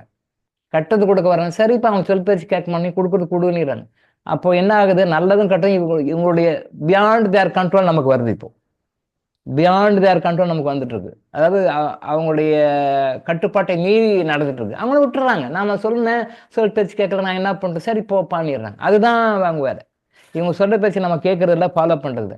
நான் நினைச்சது தான் நடக்கணும், நான் என்ன விருப்பம்னா அதான் நடக்கணும் அப்படின்னு அவங்க பேச்சை கேட்குது. ஏப்பா இது நல்லதுப்பா, இது கட்டுப்பா, உங்க கர்மா இப்படி இருக்கு, நீ இப்படி செய்யி, அவனை பார்த்து நீ செய்யாத, இவனை பார்த்து செய்யாத, அவங்கள பார்த்து வீணா போகாது, இப்படி செய்ய நாங்கள் சொல்கிறோம். இன்சூரன்ஸ் கொடுத்துட்டு தான் இருக்காங்க. 24 hours 365 days, 24 hours 365 நம்ம சொல்லிட்டு தான் இருக்கிறாங்க. பட் நாம கேட்கறது இல்லை, கண்டுக்கிறதே இல்லை. என்ன கூட கண்டுக்கிறது இல்லை. அது என்ன பண்ண, சரி இப்போ என்ன போய்க்குங்க அப்படி விட்டுரும். அப்போ செக்யூரிட்டி இல்லாத கேட் மாதிரி, அங்கே செக்யூரிட்டி இருக்கிறாரு, ஆனால் செக்யூரிட்டி டம்மியாக உட்காந்து பார்த்துங்க. யாரையும் வர்றவங்கள வான்னு சொல்லுறா, போகிறவங்கள போன்னு சொல்லுறா, ஏன் எதுக்கு வரீங்கன்னு கேட்கறது இல்லை. அப்படியே கம்முன்னு டம்மியாக உட்காந்து, பிகாஸ் நம்ம கேட்கல. அவர் ஃபெட்டப்பாகி உட்காந்துடுறாரு. இல்லைங்க எதுக்கு வரீங்க, யாரை பார்க்கணும், இன்னும் பார்க்கணுமா, ரைட் ஓகே, என்ன இவர் வந்திருக்காரு, உள்ள அலோவ் பண்ணட்டுமா, இல்லை அலோவ் பண்ணுங்க, அலோவ் பண்ண வேண்டாம், இல்லைங்க அவங்க வேண்டான்ட்டாங்க, நீங்கள் போங்க, இல்லை வர சொல்கிறாங்க வாங்க அப்படின்னு இந்த வேலையை செய்யணும். அவங்க செய்யறதுக்கு ரெடியாக இருக்காங்க. ஆனால் இவங்க நாம என்ன சொல்கிறோம், ஏய் யார் வந்தாலும் விட்டு போப்பா, நீ என்ன வந்து குறுக்க நுழைஞ்சிக்கணும், வரட்டுமா அனுப்பட்டுமா கேட்கட்டுமான்னு கேட்டுக்கிறேன், ஆனால் விட்டு போ அப்படின்னு நம்ம சொல்லிடுறோம், டியூ டு அவர் இக்னரன்ஸ். அப்போ சரி நான் என்ன பண்ணிட்டேன், அவங்களே சொல்லிட்டாங்க நீங்கள் போங்க, போகிறவங்க போங்க, வர்றவங்க வாங்கன்னு சொல்லி போயிட்டு. அப்போ என்ன ஆகுது, நன்மையும் சரி தீமையும் சரி வந்துட்டே இருக்கு. இதுதான் துவாரபாலகருடைய தத்துவம். இது எல்லாருக்குமே இருக்கு. இதை மதங்கள் சொல்லியிருக்காங்க, வேற வேற மாதிரி சொல்லியிருக்காங்க, குர்ஆன்ல கூட சொல்லியிருக்கு, இஸ்லாத்துல கூட இது பற்றி கிறிஸ்டியானிட்டிலையும் இருக்கு, எல்லா மதங்களையுமே சொல்லியிருக்காங்க. எல்லாருக்குமே ரெண்டு தேவதைகள் இருக்கிறாங்க, நாமினேட் பண்ணுறாங்க. இந்த தேவதைகள் எல்லாம் கண்டுக்கிறதே இல்லை அப்படின்னால தான் நம்ம வந்து இந்த மாதிரி ஒரு குறிப்பிட்ட காலகட்டத்தில் யாராவது அனுப்பிச்சு இந்த விஷயத்தை போய் சொல்லுங்க அப்படின்ட்டாங்க. ஸோ அந்த கஷ்டங்களை போக்குவதற்கு நாம் என்ன பண்ணணும், அந்த விஷயங்கள நம்ம கர்மாந்தியங்கள் சொல்லிக் கொடுக்குறோம். முதல் கண்டிஷன் தர்மம் பண்ணுங்க, தர்மத்தை எடுங்க, ₹1 கூட கொடுங்க. இனி வரும் காலங்களில் உங்கள் பிறந்த நட்சத்திரத்தை குறிச்சுக்கோங்க. அந்த நட்சத்திரம் தெரியலன்னா சொல்லுங்க, நான் அதை நோட் பண்ணி கொடுக்குறேன். எந்த நட்சத்திரத்தில் நீங்கள் கொண்டாடணும்னு யாராவது கொஞ்சம் உடனே ரெஸ்பான்ஸ் செய்து பார்க்காதீங்க, கொஞ்சம் டைம் கொடுங்க. எனக்கு ஒரு 2 நாள் 3 நாளாவது டைம் கொடுங்க, நான் போட்டு கொடுக்குறேன். அந்த நாளில் உங்களால் முடிய தர்மம் செய்யுங்க. உங்களுக்கு என்ன மனசு வந்து சொல்லுங்கள். நிறைய விஷயங்கள் சொல்கிறோம், அதை முடிஞ்ச வரைக்கும் ஃபாலோ பண்ணுங்கள். தப்பாக போனால் தப்பு, சரிதான், விழுந்து எழுந்து கற்றுக்க வேண்டியதுதான். சரியாக செஞ்சால் கரெக்டு. அப்போது நான் திரும்பவும் சொன்னேன், நீங்கள் சரியான நபருக்கு தர்மம் செய்கிறீங்க, சரியான போகிறீங்க அப்படிங்கும்போது உங்களுக்கு அந்த சிக்னல் நல்லா தெரியும், பார்த்து நல்ல விஷயங்கள் நடக்கும், ஒரு அமைதி, நிம்மதி, சாந்தி, சந்தோஷம், ஒரு கிளாரிட்டி கிடைக்கும். தப்பான நபர்களுக்கு நீங்கள் பண்ணுறீங்கன்னா அது இருக்காது. எவ்வளோக்கு எவ்வளோ தப்பான நபர்களுக்கு பண்ணுறீங்களோ அவ்வளோக்கு எவ்வளோ உங்களுக்கு சஃபரிங் வரும் தப்பான நபர்களுக்கு. அப்போ பண்ணாமே இருந்துருவா, இது ரிஸ்க்கு. பண்ணாமே இருந்துருவா, கொடுத்தா நன்மை, யாரும் தெரியல, தப்பான நபர்கள் கொடுத்தா கெடுதல். அப்போ பண்ணாமே இருந்துருவா. சித்தர்கள் தெளிவாக சொல்கிறாங்க, அப்படி இருக்கக்கூடாதுன்றாங்க. சித்தர்கள் தெளிவாக சொல்கிறாங்க, அப்படி இருக்கக்கூடாது, கண்டிப்பாக கொடுக்கணும், கண்டிப்பாக கொடுக்கணும். அப்போது நாம் சொல்கிற டைரக்ஷனை கரெக்டாக ஃபாலோ பண்ணோம்னா ஃபஸ்ட்டாக வந்துடுவாங்க.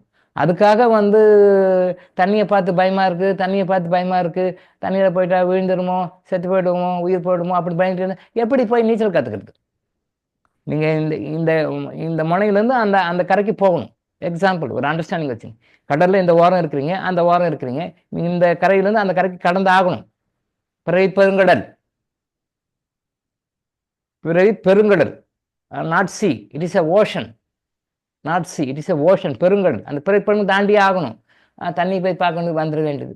தண்ணி போய் பார்க்கணும், வந்துடும். ஐயோ இது எப்படி போகிறது, எப்படி போகிறதுன்னு போயிருந்தேன். எப்படி பார்த்துட்டு இருந்தால் எப்படி தான் அந்தந்த பக்கம் போகிறது, எப்படி தான் அந்த பக்கம் போகிறது? போக முடியாது. நான் மேரேஜ் பண்ணிக்கும்போது பிஹெச்டிலாம் பண்ணிட்டதுனால இந்த பிஹெச்டி முடிச்ச பிறகு மேரேஜ் பண்ணிக்கலாம், பிஹெச்டி முடிச்ச பிறகு மேரேஜ் பண்ணலாம். ஒரு தடவை எங்கள் அத்தை மகன் வீட்டுக்கு வந்தார். பேசும்போது இன்னும் மேரேஜ் பண்ணிக்காமல் லேட் பண்ணுறீங்க, மேரேஜ் பண்ணிக்க வேண்டியது தானே, அம்மா கூட ஒருத்தருக்கு, அம்மாவுக்கு வந்து ஒரு மருமகன் வந்தால் ஒத்தாசையாக இருக்கும்ல அப்படின்னு சொன்னேன். நான் சொன்னேன், இந்த பிஹெச்டி எல்லாம் இருக்குது, இந்த பிஹெச்டி கொஞ்சம் முடிச்சுட்டு அப்புறம் பண்ணிக்கலான்னு இருக்கேன்னு. அப்போ எங்கள் அத்தை மகன் ஒன்று சொன்னார், சின்னதான், நீங்கள் பிஹெச்டி முடிச்சு கல்யாணம் பண்ணிக்கிறேன், பிஹெச்டி முடிச்சு கல்யாணம் பண்ணிக்கிறேன்னு சொல்கிறீங்க, ஆனால் நான் சொல்கிறேன், நீங்கள் பிஹெச்டி முடிச்சு இன்னொருக்கு பிஹெச்டி பண்ணுவீங்க, அதை முடிச்சு இன்னொரு பிஹெச்டி பண்ணுவீங்க, உங்களுக்கு அந்த தேடுதல் தாக்கம் ரொம்ப அதிகமாக இருக்குது. அதனால் பிஹெச்டி பார்த்து பிஹெச்டி பண்ணிக்கோங்க, மேரேஜ் பண்ணிக்கோங்க, எங்கள் அத்தைக்கு யாராவது மருமகளை கொண்டு விடுங்க. என்னுடைய அத்தை மகன், எங்கள் அத்தைக்கு ஒரு மருமக வேணும், எங்கள் அத்தை ஒண்டியாக தனியாக கஷ்டப்பட்டு இருக்காங்க, எங்கள் அத்தைக்கு மருமக வேணும். நீங்கள் இப்படியே சொல்லிட்டு இப்படி பிஹெச்டி பண்ணுறது அப்புறம் இருக்கட்டும், நீங்கள் பண்ணுங்கள், யாரும் வேணாம் இல்லை. கடல் அலை எப்போ ஓயறது, நாம் எப்போ குளிக்கிறதுன்னாரு. கடல் அலை எப்போ ஓயறது, நாம் எப்போ குளிக்கிறது? கடல் அலை ஓய போகிறது இல்லை, அப்படி பார்த்தோம்னா குளிக்கவும் போகிறது இல்லை. ஆனால் நீங்கள் என்ன பண்ணுறீங்க, நான் அத்தைக்கிட்ட சொல்லிட்டு போகிறேன், இம்மிட்டா பொண்ணு பார்க்குற வேலையை நாங்கள் ஆரம்பிக்கிறோம், நாங்களே பார்க்குறது நாங்களே பண்ணீங்க, ஒன்றும் பண்ணோம், நாங்கள் கான்ட்ராக்டில் நீங்கள் வந்து பொண்ணு பார்த்து பிடிக்குதா இல்லையான்னு சொல்லி மற்றெல்லாம் நாங்கள் பார்த்துக்குறோம் அப்படின்னு சொல்லி அவங்க தான் ரொம்ப இது பண்ணி கல்யாணத்துக்கு ஏற்பாடு பண்ணாங்க. அப்புறம் மேரேஜ் பண்ணிக்கிட்டேன். சொல்ல கருத்து பாருங்க, என்னோட சின்னவர் தான் அவர், எங்கள் அத்தை பையன். கடல் அலை எப்போ ஓயறது, நாம் எப்போ குளிக்கிறது? அது ஆகிறது இல்லை. நீங்கள் எப்போ பிஹெச்டி முடிச்சுட்டு கல்யாணம் பண்ணிக்கிறது? அப்போ பிஹெச்டி பண்ணிட்டா அப்புறம் இன்னொரு பிஹெச்டி பண்ணணும், பாக்கி இருக்குது, அப்புறம் பார்த்துக்கலான்னு. இன்னொரு பிஹெச்டி பண்ணால் அப்புறம் பார்த்துக்குவேன். எங்கள் அத்தை ஏன் கஷ்டப்படணும்? காலத்தை கல்யாணம் பண்ணி ஒரு மருமகளை கொண்டு விடுங்க எங்கள் அத்தைக்கு, அப்படி நாங்கள் பார்த்துக்குறோம், நீங்கள்லாம் ஒன்றும் வேணாம், நாங்களே பார்த்து நாங்களே எஸ்ன்னு மட்டும் சொல்லுங்கள், போகிற இடத்துக்கு வாங்க பொண்ணை பாருங்க, பிடிக்குதா சொல்லுங்கள், பிடிச்சிருந்தா ஓகே, எல்லாம் நாங்கள் நீங்கள் ஒன்றும் பண்ண உங்கள் ரொட்டீன் ஒர்க்கை பாருங்கள் சாமி. நீங்கள் கிளினிக்கு, ஹாஸ்பிட்டலு, உங்கள் சர்வீஸு, ஆராய்ச்சி இப்படியே நீங்கள் பாருங்கள், நாங்கள் ஒன்றும் சொல்ல. சொன்ன இடத்துக்கு வந்து பொண்ணை பாருங்கள், பிடிக்குன்னா பிடிக்குன்னு சொல்லுங்க, மற்ற நாங்கள் பார்த்துக்குறோங்க. அப்புறம் அவங்க இறங்கி பண்ணாங்கன்னு வச்சுக்கோங்க. நான் அப்போ மாதிரி போனேன், பார்த்தேன், பிடிச்சதுன்னா கல்யாணம் பண்ணி முடிச்சிட்டேன். பார்த்தது ஒரே பொண்ணு தான். எங்கள் ஒய்ஃப் நிறைய பொண்ணெல்லாம் பார்க்கல. அந்த பொண்ணை பாரு, இந்த பொண்ணை பாரு, அங்கே போ இங்கே போ அப்படிலாம் பார்க்கல. 3 ஜாதகம் வந்தது. ஜாதகம் 3 ஜாதகத்தை பார்த்தோம். அதில் 2 ஃபில்ட்ரு பண்ணோம். ஒரே ஜாதகம் பொண்ணை பார்த்தோம், மச்சம் முடிச்சு போச்சு. அவ்வளோ ஓவர். தட் இஸ் காரணம். அதான் நான் அடிக்கடி சொல்லுவேன், இந்த பொண்ணு பார்க்குறது, மாப்பிள்ளை பார்க்கணும், நிறையெல்லாம் பார்க்காதீங்க, நெகட்டிவ் கர்மா வரணும். பல வகுப்பில் சொல்லியிருக்கேன், இதுக்கு முன்னாடி கூட சொல்லியிருக்கேன். 100 மாப்பிள்ளை பார்க்க வேண்டியது, 100 பொண்ணை பார்க்க வேண்டியது, இதெல்லாம் பார்த்து அப்புறம் கரெக்டாக செலக்ட் பண்ணி ஒரு பொண்ணையோ ஒரு மாப்பிள்ளையோ கல்யாணம் பண்ண போகிறோம். இந்த கிரிட்டேரியா பார்க்குறது வந்து போய் அது நிறைய நெகட்டிவ் கர்மா வருது. அதில் நிறைய நெகட்டிவ் கர்மா வருது. நம்ம எக்ஸாம்பிளாக சொல்லியிருக்கோம், ஃப்யூச்சரில் அதை பற்றி சொல்லுவோம். நம்ம இந்த நிறைய பொண்ணு பார்க்குறது, நிறைய மாப்பிள்ளை பார்க்குறதுல நாம் என்ன மாதிரி நெகட்டிவ் கர்மா சம்பாதிச்சுக்கிறோம், நமக்கு எந்த மாதிரி நெகட்டிவ் கர்மா அது வருது அப்படின்னு நான் ஏற்கனவே சொல்லியிருக்கேன். திரும்பவும் அந்த வாய்ப்பு வரும்போது நான் அதை சொல்கிறேன். ஃபில்ட்ரு பண்ணிக்கோங்க, முடிஞ்ச வரைக்கும் ஃபில்ட்ரு பண்ணி. எனக்கு வந்து 3 ஜாதகம் தான். நான் சரி ஓகே இளங்கோ கல்யாணம் பண்ணிக்கிறேன்னு சொல்லிட்டாரு. அப்புறம் சொன்னாங்க பண்ணாங்க. அதில் அவர் ஃபில்ட்ரு பண்ணி நிறைய ஜாதகம் வந்து அதில் ஒரு 3 செலக்ட் பண்ணி கொடுத்தாங்க. அந்த 3 ஃபைனல் செலக்ட் பண்ணி எல்லாமே ஆன் டேபிள் தான். யாரும் எங்கேயெல்லாம் போயெல்லாம் பார்க்கல. 3 ஜாதகம், 3 ஜாதகத்தில் ஒரே ஒரு ஜாதகம், ரைட், இந்த ஜாதகம் தான் பிறந்தது, ரைட். அந்த இடத்துக்கு போனோம், பார்த்தோம், பிடிச்சது, ஓகே, நிச்சயதாம்பலம் பண்ணோம், மேரேஜ் முடிச்சிட்டோம், ஓவர். அவ்வளோதான். பார்த்தது ஒரே பொண்ணு தான், முடிச்சிட்டோம். நமக்குன்னு இந்த பூமியில் பிறக்கிறதுக்கு யாரோ ஒருத்தர் இருப்பாங்க, பறந்துருப்பாங்க. அதை கரெக்டாக சேனலைஸ் பண்ணி செலக்ட் பண்ணி கரெக்டாக கண்டுபிடிங்க. போனோம், பார்த்தோம், முடிச்சிட்டோம். சிம்பிள். ஒரே நாள் போனோம், பார்த்தோம், பொண்ணு பிடிச்சிது. அன்றைக்கே என்னைக்கு நிச்சயதாம்பலம் பண்ணலான்னு எங்கள் மாமா பேசிட்டாரு. என்னோடய சிஸ்டர், என்னோடய மாமா, இன்றைக்கி பண்ணிக்கலாம், ரைட், ஓகே, முடிஞ்சுது. அது பண்ணோம், அடுத்தது ரைட்டு, அடுத்த ஒரு 4-5 மந்த்ஸில் மேரேஜ் முடிச்சுது. சிம்பிள். இப்படி தான் எல்லோரும் பண்ணணும்னு எதிர்பார்க்குறேன். நான் கூட சும்மா அங்கே சுற்றுறது, இங்கே சுற்றுறது, வருஷ கணக்கில் சுற்றுறது, அலையிறது, அப்புறம் இங்கே சுற்றுறது, அங்கே சுற்று, 100 மாப்பிள்ளை 100 பொண்ணு, அதெல்லாம் போய் பார்த்து ரிஜெக்ட் பண்ண வேண்டியது. அது நெகட்டிவ் கர்மா வந்துடுது. அது மேரேஜ் பண்ண பிறகு அந்த நெகட்டிவ் கர்மா நிறைய வகையில் பாதிக்கும். தெரிஞ்சு ஒரு ஈச் அண்ட் எவ்ரி மொமெண்ட்லையும், ஈச் அண்ட் எவ்ரி செகண்ட்லையும் அந்த நம்ம எப்போ கான்சன்ட்ரேட் பண்ணணும், குட் கர்மா மட்டும் சேர்ந்து பேட் கர்மா நியூட்ரஸ் பண்ணணும். அந்த வகையில் பார்க்கணும். நிறைய விஷயங்கள் சொல்லி கொடுப்போம். ஸோ அந்த தர்மம் பண்ணுறது அப்படின்னும் பொழுது இப்போ அகத்தியர் என்ன சொல்லியிருக்காருன்னா, ஏற்கனவே ஒர்க்லோடு தான் இருந்தாலும் அவர் சொல்லும்போது நம்ம மறக்க முடியாது. எல்லாரையும் மாதம் 1ஆம் தேதியிலேருந்து 30ஆம் தேதிக்குள்ளே அவங்க என்ன தர்மம் பண்ணுறாங்க அப்படின்னு அவங்கள அனுப்ப சொல்லுங்கள், தகவல் அனுப்ப சொல்லுங்கள். அவங்களுக்கு வந்து ஒரு இமெயில் ஐடி தனியாக கிரியேட் பண்ணி கொடுங்க. இமெயில் ஐடியில் இமெயில் அனுப்பட்டும், இல்லை வாட்ஸ்அப் மெசேஜ் அனுப்பட்டும். யார் யார் பண்ணுறாங்க, என்ன தர்மம் பண்ணுறாங்க அப்படின்னு சொல்லுங்கள். அவங்களுடைய சாய்ஸ் தான், நாட் கம்பல்சரி. கம்பல்ஷன்லாம் கிடையாது. உங்கள் விருப்பப்பட்டால் நான் இந்த டேட்டில் இன்னாருக்கு இவ்வளோ தர்மம் பண்ணேன்னு சொல்லி அனுப்பலாம். மெயில் அனுப்பலாம், கொடுக்க சொல்லியிருக்காங்க. மெயில் ஐடி கொடுக்க சொல்லியிருக்கிறாங்க. தென் வாட்ஸ்அப் நம்பர் உங்களுக்கு தெரியும், வாட்ஸ்அப் மெசேஜ் அனுப்பலாம். அப்படியும் முடியல அப்படின்னு சொன்னால், அவங்களுக்கு அது கூட தெரியாது, வாட்ஸ்அப் அனுப்ப தெரியாது மெசேஜ்னா, ஏதாவது ஒரு குறிப்பிட்ட நாளை ஒதுக்கி அன்றைக்கி ஃபுல்லாக லைவாக அவங்க ஃபோன் நம்பரை அட்டன் பண்ணுங்கன்னு சொல்லியிருக்காங்க.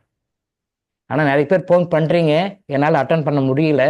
என்ன விஷயம்னா, பெரும்பாலும் ஃபோன் பண்ணுறது வந்து இந்தியன் ஸ்டாண்டர்ட் டைம் 9 to 9 பண்ணுங்கள் முடிஞ்ச வரைக்கும். இந்தியன் ஸ்டாண்டர்ட் டைம் 9 to 9, காலையில் 9, நைட் 9 இந்தியன் ஸ்டாண்டர்ட் டைம். அந்த டைமில் பண்ணுங்கள், மற்ற டைமில் பண்ண வேண்டாம். அதே மாதிரி ஃபோன் பண்ணுறீங்கன்னா ஒரு தடவை பண்ணாலே போதும். நீங்கள் திருப்பி ஃப்ரீக்வெண்ட்டாக எனக்கு ஃபோன் பண்ணணும்னு அவசியம் கிடையாது. ஒரு தடவை பண்ணாலே போதும். ஆனால் என்னென்னா, இந்த கர்டிசியாக வந்து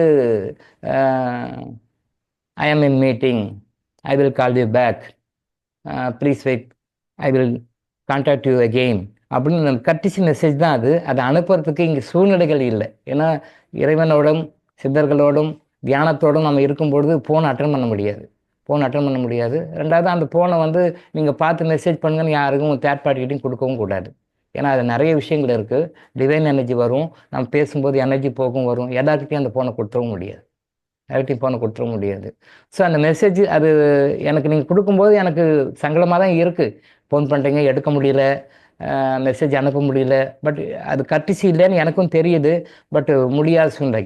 தியானத்தில் இருக்கும்போது, இறைசக்தியோட தொடர்பில் இருக்கும்போது, சித்தர்களோட தொடர்பில் இருக்கும்போது ஃபோன் எடுக்க முடியாது. அந்த டைமில் நீங்கள் ஃபோன் பண்ணுறீங்க, என்னால் ஆன்சர் பண்ண முடியறதில்ல. அது வருத்தமாக தான் இருக்குது. தயவு செஞ்சு மன்னிச்சுக்கணும். எடுக்கக்கூடாதுன்றதெல்லாம் கிடையாது, பேசக்கூடாதுன்னு கிடையாது, பார்சியாலிட்டியும் கிடையாது. ஸோ இவங்க வந்தால் எடுக்கணும், இவங்க வந்தால் எடுக்கக்கூடாது, இவங்ககிட்ட தான் பேசணும், அவங்க கூட தான் பேசணும் அப்படின்னு பார்சியாலிட்டிலாம் கிடையாது. சில பேர் வந்து அடிக்கடி ஃப்ரீக்வெண்ட்டாக உடனுடனே கால் அப்படி இல்லை, ஒரு தடவை பண்ணால் கூட லேட்டானா கூட அதை ஆன்சர் பண்ணு, என்னைக்கா இருந்தாலும் ஆன்சர் பண்ணு. சாய்சாமின்னு ஒரு சகோதரர் ஃபோன் பண்ணிட்டாரு, என்னால் எடுக்க முடியல, அவர் என்னை பற்றி கோபமாக இருக்கார், டென்ஷனாக இருக்குன்னா டாக்டர் ஃபோன் எடுக்கலையேன்னு. பட் அப்படி கிடையாது, எடுக்கிறேன், வரிசையாக பார்த்துட்டு தான் இருக்கேன். அதே மாதிரி பார்க்குறதும் யார் ரொம்ப சஃபரிங் இருக்காங்க, யார் ரொம்ப இன்டென்சிட்டி ஆஃப் சஃபரிங் இருக்காங்க, கொஞ்சம் பார்த்து எடுக்கிறோம். நமக்கு எல்லாருக்குமே நம்ம பிரச்சனை பெருசாக தெரியும், அதுக்கு மேலே எடுத்துன்னு பார்க்கும்போது யார் ரொம்ப சீரியஸாக இருக்குங்க நமக்கு தெரியும். அப்போ அவங்களுக்கு ஃபஸ்ட் இம்பார்ட்டன்ஸ் கொடுக்குறோம். அதுதான வழியை, அதில் பார்ஷாலிட்டிலாம் ஒன்றும் கிடையாது. சில நேரம் 9 to 9 பண்ணுங்கள். அதே மாதிரி சின்ன சின்ன விஷயங்கள்லாம் ஃபோன் பண்ண வேண்டாம். எனக்கு கேலண்டர் வரல சார், எனக்கு மருந்து வந்து சேரல சார் அப்படின்னு இந்த இதெல்லாம் வந்து நீங்கள் ஆஸ்டம்பி சாரோடய முடிச்சுக்கலாம், கீழே முடிச்சுக்கலாம். எனக்கு வந்து என்ன விஷயம்னா, நம்பர் 1 ரொம்ப பர்சனலாக பேசணும். ஆஸ்டம்பி சார்கிட்ட கூட நாங்கள் அதை சொல்லிக்க விரும்பலை. ஆஸ்டம்பி சார்கிட்ட கூட அது ஒரு ரெமெடி சொல்லுங்கள் சார், கேட்டு சொல்லுங்கள், அது மாதிரி பர்சனல் மேட்ரு இருக்குது, நிறைய பேர் மனசில் இருக்குது. அந்த மாதிரி விஷயத்துக்கு மட்டும் எனக்கு கான்டாக்ட் பண்ணாலே போதும். அதுக்கு தான் அந்த நம்பர் கொடுத்துருக்கோம். பர்சனலாக ஆஸ்டம்பி சார் கூட வேண்டாம் sir, due to personal matter, privacy sir, அது நான் டைரெக்டாக உங்கள்கிட்ட தான் பேசணும் அப்படின்றவங்க மட்டும் என்னை கான்டாக்ட் பண்ணாலே போதும். மற்றபடி அதர்வைஸ் நீங்கள் ஜென்ரலாக அவர்கிட்ட சொல்லலாம், அவர் மூலமாக வரலாம். அவர் கரெக்டாக ஃபில்ட்ரு பண்ணி தான் கொடுப்பார். சார் இவங்கள்தான் ரொம்ப எமர்ஜென்சி, 3ஆக பிரிப்பார். இவங்களாம் ரொம்ப எமர்ஜென்சி, இவங்கள்தான் மீடியமு, இவங்களுக்கெல்லாம் வந்து கொஞ்சம் எமர்ஜென்சி கம்மி சார், இவங்க மீடியம் சார், இவங்க அதை பிரித்து கொடுப்பாரு. அதை நான் செலக்ட் பண்ணி பார்ப்பேன். அதில் ரொம்ப எமர்ஜென்சின்னு இருக்கும், அவர் கொடுத்துருப்பார். அதை நான் எடுத்து பின்னாடி பெண்டிங்கில் போடுவேன். எமர்ஜென்சின்னு அவங்களுக்கு தெரியுது, பட் நமக்கு அது தெரியும் அது எமர்ஜென்சி இல்லை, பின்னாடி போடு. சாதாரணமாக ஒருத்தர் இருப்பாங்க, சாதாரணமாக கேட்டுப்பாங்க, இது எமர்ஜென்சி இல்லை சார், அது ரொம்ப சீரியஸான மேட்டர், அவங்களுக்கு தெரியாது, எனக்கு தெரியும். உடனே அதை எடுத்து முதல்ல அதை வச்சு அவங்களுக்கு அந்த கவுன்சிலிங் கொடுப்பேன். நல்லா புரிஞ்சுக்கோங்க, ஆஸ்டம்பி சாருடைய பார்வை வேறு, ஃபில்ட்ரு பண்ணி கொடுப்பாரு. பட் இது ரொம்ப எமர்ஜென்சி சார், இது ரொம்ப சீரியஸ் சார், இது இமிடியட் சார், இது கொஞ்சம் பொறுமையாக கூட பார்த்துக்கலாம் சார்னு சொல்லி கொடுப்பாரு. அந்த லிஸ்ட் டேபிளில் வந்தால் அதை நான் பார்க்கும்பொழுது அது கரெக்டாக தான் இருக்குது, பெரும்பாலும் கரெக்டாக. சில எக்ஸப்ஷன்ஸ் இருக்கும், ரொம்ப எமர்ஜென்சின்னு போட்டிருப்பாரு, அது இல்லை, அது ரொம்ப எமர்ஜென்சி இல்லை, பின்னாடி பெண்டிங்கில் போடுங்க, அப்புறம் பார்த்துக்கலாம், ஒரு 2 மாதம் ஆகட்டும், அப்புறம் பார்த்துக்கலாம் சார், இது அடுத்த மாதம் கூட சொல்லிக்கலாம் சார், இது பார்த்துக்கலாம் சார், இல்லை அதை எடுங்க, அது ரொம்ப எமர்ஜென்சி மேட்டர். அவங்களுக்கு தெரியாது, ஆஸ்டம்பி சாராலையும் கண்டுபிடிக்க முடியாது, அவங்களுக்கும் இது சாதாரணமான விஷயம் நினைப்பாங்க, அது ரொம்ப சீரியஸான மேட்டர்னு எனக்கு தெரியும். அதை எடுத்து அவங்களுக்கு கவுன்சிலிங் இன்னைக்கு டேட்டில் போடுங்க, கவுன்சிலிங் கொடுக்குறேன்னு சொல்லி. அது due to the intensity of their suffering, due to the intensity of suffering and due to the intensity of their bad karmas. அந்த பேட் கர்மா அப்படியே நல்லபடியாக இருந்து எந்த டைமில் ஒரு கத்திய சொருகும் தெரியாது, அந்த மாதிரி நமக்கு தெரியும், பார்த்து சொல்லுவோம். இப்போ திரிசூலம் சொல்கிறோம். திரிசூலம்னா என்ன? கடவுள் எதுக்காக திரிசூலம் வச்சிருப்பார்? யாருக்குமே தெரியாது.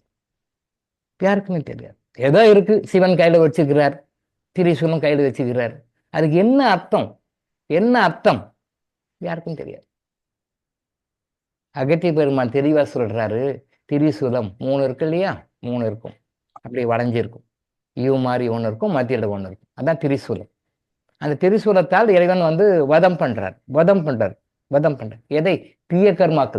தீய கர்மாக்களை வதம் செய்வதற்கு அந்த திரிசூலம் பயன்படுது. அது சிம்பாலிக்கா சொல்றாங்க. ஆனா நம்ம கதைகள் என்ன பண்றோம், திரிசூலத்தை வச்சு குத்துறாங்க, கொலை பண்றாங்க, அது அசுரனை கொல்றாங்க, திரிசூலத்தை வச்சு கொல்றாங்க. அந்த திரிசூலத்தை கொல்றாங்க அசுரன்.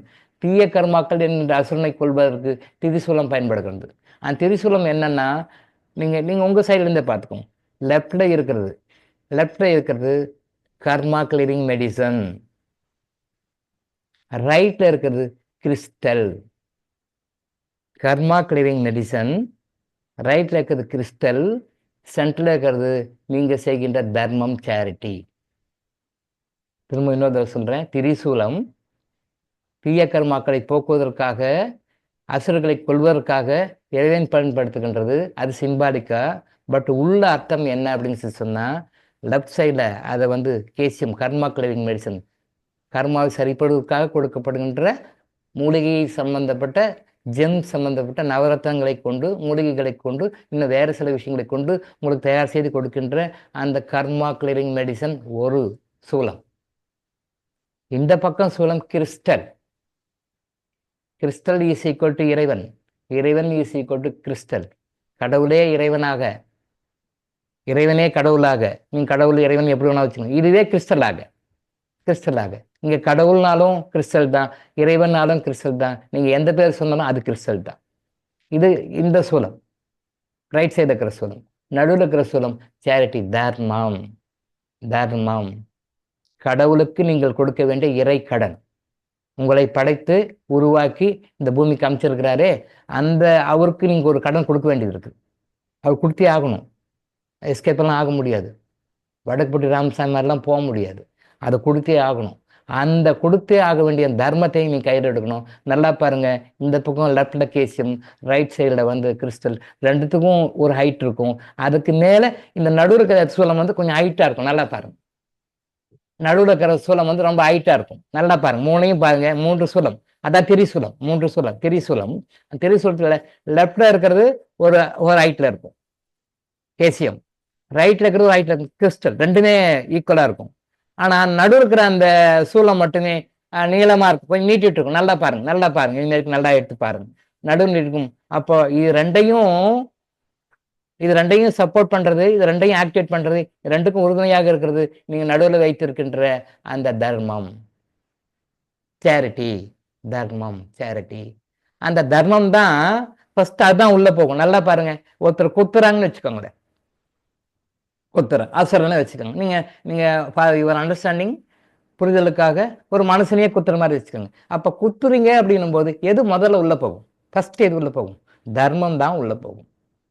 நீங்க செய்கின்ற தர்மம் தான் உள்ள போகுது. அதுதான் நீளம், அதான் நீட்டிட்டு இருக்கு பாருங்க. இப்போ 3 விரல் இருக்கு, 3 விரல் இருக்கு. 3 விரல்ல இது கிறிஸ்டல் வச்சுக்கோங்க. இது நீங்க ஆப்போசிட் சைட்ல இருந்து பார்க்கும்போது உங்களுக்கு வேற மாதிரி இருக்குல்ல. நான் சொல்லுவேன், நான் வந்து இது என்ன சொல்றேன், இது கேசியம், இது கிறிஸ்டல் சொல்றேன். நீங்க கேசியம் கிறிஸ்டல் எப்படி வேணாலும் வச்சுக்கோங்க, அது எப்படி வேணாலும் மாற்றிக்கோங்க. நீங்கள் ஆப்போசிட் டைரக்ஷன் உங்களுக்கு மாறி வரும், எப்படியா இருந்தாலும் பரவாயில்ல. இது கிறிஸ்டல், இது கேசியம், இந்த நடுவரல் பாருங்க சேரிட்டி. அப்போ குத்தும்போது சேரிட்டி தான் நம்பர் 1. உங்களுக்கு ப்ரொடெக்ஷன் கொடுக்கறது சேரிட்டி தான், தர்மம் தான். தர்மம் தான் நம்பர் 1. அந்த தர்மம் உள்ள போன பிறகு தான் இது உள்ள போகும். இந்த ஒருத்தர் குத்துறீங்க, இப்படி குத்துறீங்க அப்படின்னா ஃபர்ஸ்ட் எது உள்ள போகும்? முதல்ல இதுதான் போகும். நீளமா இருக்கிற நடுவில் இருக்கிற அந்த நடு சூலம் தான் உள்ள போகும். அடுத்தது கிறிஸ்டல், இந்த பக்கம் கேசியம், ரெண்டும். சார் 3ஐயும் சேர்த்து குத்தும்போது காலி. சார் எப்படி வந்து அந்த திரிசூலம் அப்படின்றத பயன்படுத்தி தேவர்கள் வந்து நமக்கு சிம்பாலிக்காக சொல்லி கொடுத்துருக்காங்க.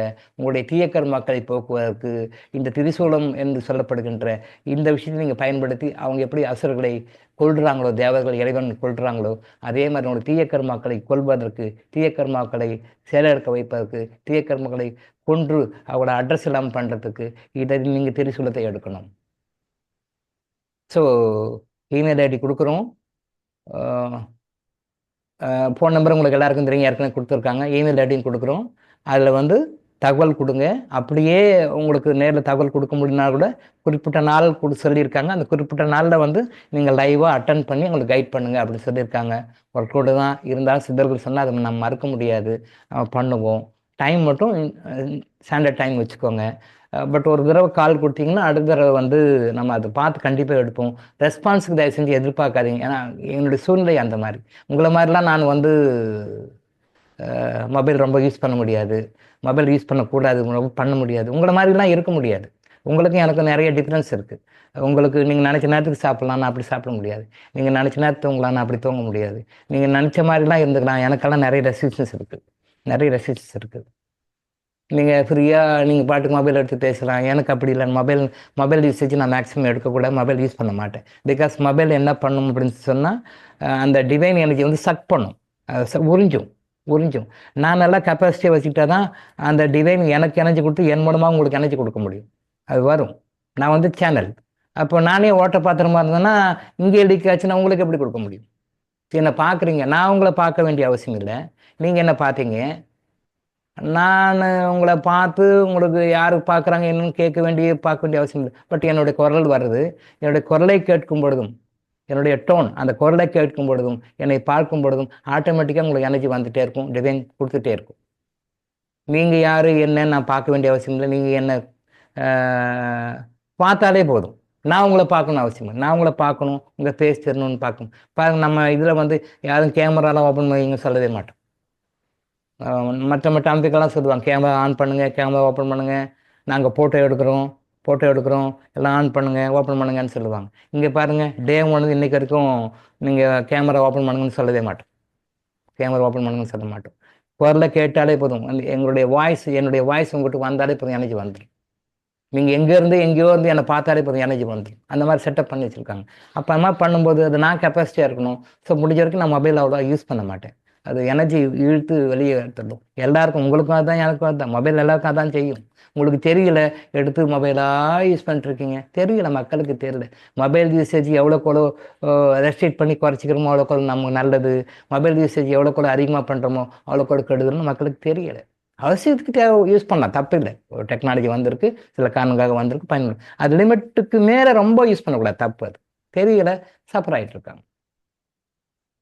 ஸோ ஆன்சர் பண்ணுறேன். அதே மாதிரி கம்ப்ரெஷன்லாம் கிடையாது.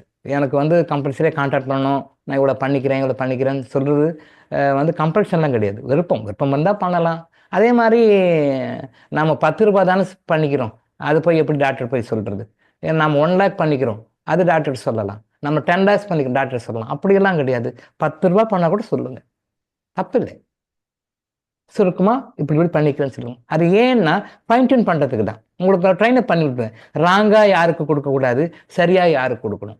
இவருக்கு சரின்னு உங்களுக்கு தோணும், தப்பாக இருக்கும். உங்களுக்கு இவர் தப்பு கொடுக்கணும்னு தோணும், அவர் கொடுக்க வேண்டியதாக இருக்கும். அதை கொஞ்சம் ஃபைன் டியூன் பண்ணுறதுக்காக ஒரு ப்ரொபேஷனரி பீரியட் மாதிரி, ஒரு பயிற்சி காலம் மாதிரி, ப்ரொபேஷனரி பீரியட் மாதிரி நான் கொஞ்சம் நாளைக்கு கைட் பண்ணுறேன். அப்புறம் அது பிறகு நீங்களே வந்துடலாம். நீங்கள் கிறிஸ்டல் மெடிடேஷனும் கிறிஸ்டல் யாவும் கரெக்டாக பண்ண நீங்கள் அட்வைஸ் பண்ண ஆரம்பிச்சிடலாம். நீங்களே அட்வைஸ் பண்ண ஆரம்பிச்சிடலாம் எல்லாருக்கும். இவருக்கு கொடுக்கலாம், இவங்களுக்கு கொடுக்க வேண்டாம், இவர் ஏன் கொடுக்கக்கூடாது, ஏன் கொடுக்க, உங்களுக்கே தெரியும், உங்களுக்கே தோணும். இப்போ இனிஷியலாக வந்து நான் உங்களுக்கு கொஞ்சம் கைட் பண்ணுறேன், சொல்கிறேன், அதை ஃபாலோ பண்ணுங்கள். யாருக்கு பண்ணுறேன், என்ன செய்யணும்னு சொல்லுங்கள். ஆனால் நாம் கொடுக்குறது தேர்ட் பார்ட்டிக்கு யாருக்கும் விளம்பரப்படுத்த தேவை. நான் கொடுக்குறேன், இந்த யூடியூப்பில் சாப்பாடு கொடுக்குறேன், யூடியூப்பில் வண்டி கொடுக்குறேன், யூடியூப்பில் இதை கொடுக்குறேன்னு சொல்லிட்டு பாட்டு சாங்கெல்லாம் போட்டு பிரபகண்டா பண்ணுறாங்க இல்லையா? அது தவறுன்னு சொல்ல வரல, அப்படி கொடுக்க தேவையில்லை. நம்ம கொடுக்குறது வந்து இறைவனுக்கு தெரிஞ்சால் போதும். அவர் எல்லா டேட்டாவும் கரெக்டாக வச்சுருப்பார். நம்ம அதை யூடியூப்பில் எடுத்து ஃபேஸ்புக்கில் போட்டு இதை பாருங்கள், இன்ஸ்டாகிராமில் போட்டு நான் பண்ணுறேன் பாருங்க. ஆனால் கொடுக்காதவங்களுக்கு அது எவ்வளோ மேல். கொடுக்கவே மாட்டேன், நான் 10 பைசா அர்த்த கைக்கு சுண்ணாம்பு வைக்க மாட்டேன், 1 பைசா நான் யாரும் கொடுக்க மாட்டேன். எல்லாம் எனக்கு, என் பிள்ளைங்களுக்கு, என் பேரன் பேத்திக்கு, கொள்ளு பேரன் கொள்ளு பேத்தி எள்ளு பேத்திக்கு தான் வச்சுக்கேன். யாருக்குமே கொடுக்க மாட்டேன்னு இது பரவாயில்ல. அட்லீஸ்ட் எதோ 4 பேர் விளம்பரம் வரணும், பேர் வரணும், புகழ் வரணும், நம்மளை 4 பேர் மெச்சிக்கணும், நம்மளை வல்லன்னு சொல்லணும், நினச்சா கொடுங்க. அந்த வகையில் அவங்க பாராட்டலாம். கொடுக்காதவங்களுக்கு இவங்க மேலே இல்லையா பாராட்டலாம். பட் அது கூட தேவையில்லை. நம்ம வலது கை கொடுக்குறது இடது கைக்கு தெரியாமல் கொடுக்கலாம். இப்போ நம்ம குரூப்பில் 5 பேர் செலக்ட் பண்ணியிருக்காங்க அப்படின்னா, அந்த 4 சகோதரிகள் ஒரு சகோதரனா கூட வலது கை கொடுக்குறது இடது கை தெரியாமல் தான் கொடுத்துருக்குறாங்க. அதே மாதிரி எதிர்பார்ப்போடு கொடுக்கல. எனக்கு இது கொடுத்தா இது நடக்கும், இதுக்காக நான் கொடுக்கணும். என்னுடைய கடமை அது, இறை கடமை. இறைவன் கொடுத்துருக்காரு, அது இறை கடன். அது இறைவனுக்கு கொடுக்க வேண்டிய கடன். அது கொடுக்குறேன், அது இறை கடமை. எந்த பணமும் எதிர்பார்க்காம கொடுக்குறேன். இதனால் இது நடக்கும் அப்படின்னு எதிர்பார்க்காம கொடுக்குறேன் அப்படிங்கிறத தான் செலக்ட் பண்ணியிருக்காங்க. அப்போ எதிர்பார்த்து கொடுக்குறது தப்பு இல்லை, அது பரவாயில்ல. எதிர்பார்த்தாம கொடுக்குறது நம்பர் குவாலிட்டி 1, அது நம்முடைய கடமைன்ட்டு. எதிர்பார்த்து கூட குவாலிட்டி 2, அது 2. அது தர்மத்தில் வரும், தானத்தில் வரும். இருந்தாலும் அதுவும் பரவாயில்ல, தப்பு இது. அந்த லெவலில் வரும்போது அடுத்த லெவலுக்கு மேலே போகும். கொடுக்காதவங்களுக்கு இது மேலே இல்லையா, கொடுக்கவே மாட்டாண்டவங்களுக்கு இது மேலே இல்லையா? ஸோ தர்மத்தை கையில் எடுங்கள், தர்மம் உங்களுக்கு எல்லா வழி காட்டும். அதுக்கான கைடன்ஸ் நம்ம கொடுக்குறோம். நான் இமெயில் ஐடியும் நாளைக்கு கொடுக்க சொல்கிறேன், அது கரெக்டாக அனுப்பிச்சி விடுங்க. இந்த மாதம் ட்ரையல் எடுத்துங்க. தை மாதம் 1ஆம் தேதியிலேருந்து எவ்ரி தமிழ் மந்த்து பார்க்க சொல்லியிருக்கேன். எவ்ரி தமிழ் மந்த் நீங்கள் போட்டுக்கங்க. உங்கள் லிஸ்ட்டில் நான் ஏற்கனவே சொல்லியிருக்கேன். குழந்தை வேறு சாரும் உங்களுக்கு அந்த ஃபார்மேட் அனுப்பிச்சிருக்காரு. அந்த ஃபார்மேட்டை வாங்கியிருப்பீங்கன்னு நினைக்கிறேன். அந்த ஃபார்மேட்டில் ஃபில்லப் பண்ண சொல்லியிருக்கேன். நான் ஃபார்மேட்டில் எவ்ரி மந்த்து நீங்கள் என்ன பண்ணி, அதில் அசுப செலவுகள்னு வரும், அதை எவ்ரி மந்த்து நோட் பண்ணுங்கள். அதை நானும் உங்களுக்கு ரெஃபரன்ஸ் கொடுக்குறேன். அசுப செலவுன்னு வரக்கூடாது. மாத பட்ஜெட்டில், மாத செலவில் அசுப செலவுன்னு வரக்கூடாது. அந்த அசுப செலவு 0 பண்ணணும்னு அகத்தியர் தெளிவாக சொல்லியிருக்கார் நேற்று கூட. அசுப செலவை அது வந்து நியூட்ரலைஸ் பண்ணணும், எல்லாமே ஜீரோவுக்கு வரணும், யாருக்கும் ஒரு ரூபாய் கூட செலவு இருக்கக்கூடாது. அசுப செலவு நம்ம சொல்லுங்க தண்ட செலவுன்னு சொல்லுவோம். அது இன்னொரு வார்த்தையில் நாம சொல்லணும்னா தண்ட செலவுன்னு சொல்லுவோம். இந்த தண்ட செலவுகள், அசுப செலவுகள் இதெல்லாம் வரக்கூடாது. அது நம்ம எப்படி வேணா அசுப செலவுன்னு எடுத்துக்கலாம், தண்ட செலவுன்னு எடுத்துக்கலாம். வீண் செலவுகளும் அந்த வீண் செலவுகள்லாம் வராம கட் பண்ணணும். இந்த வீண் செலவுனா என்ன? வீண் செலவு அப்படின்னா என்ன? யாருக்கோ கொடுக்க வேண்டிய காசு நம்ம நல்லபடியா கொடுக்கல, அதுக்கு கூட்டு வட்டி, அபராத வட்டி, பெனால்ட்டி போட்டு அது வீண் செலவாக நம்ம கிட்ட எடுக்கப்படுகிறது.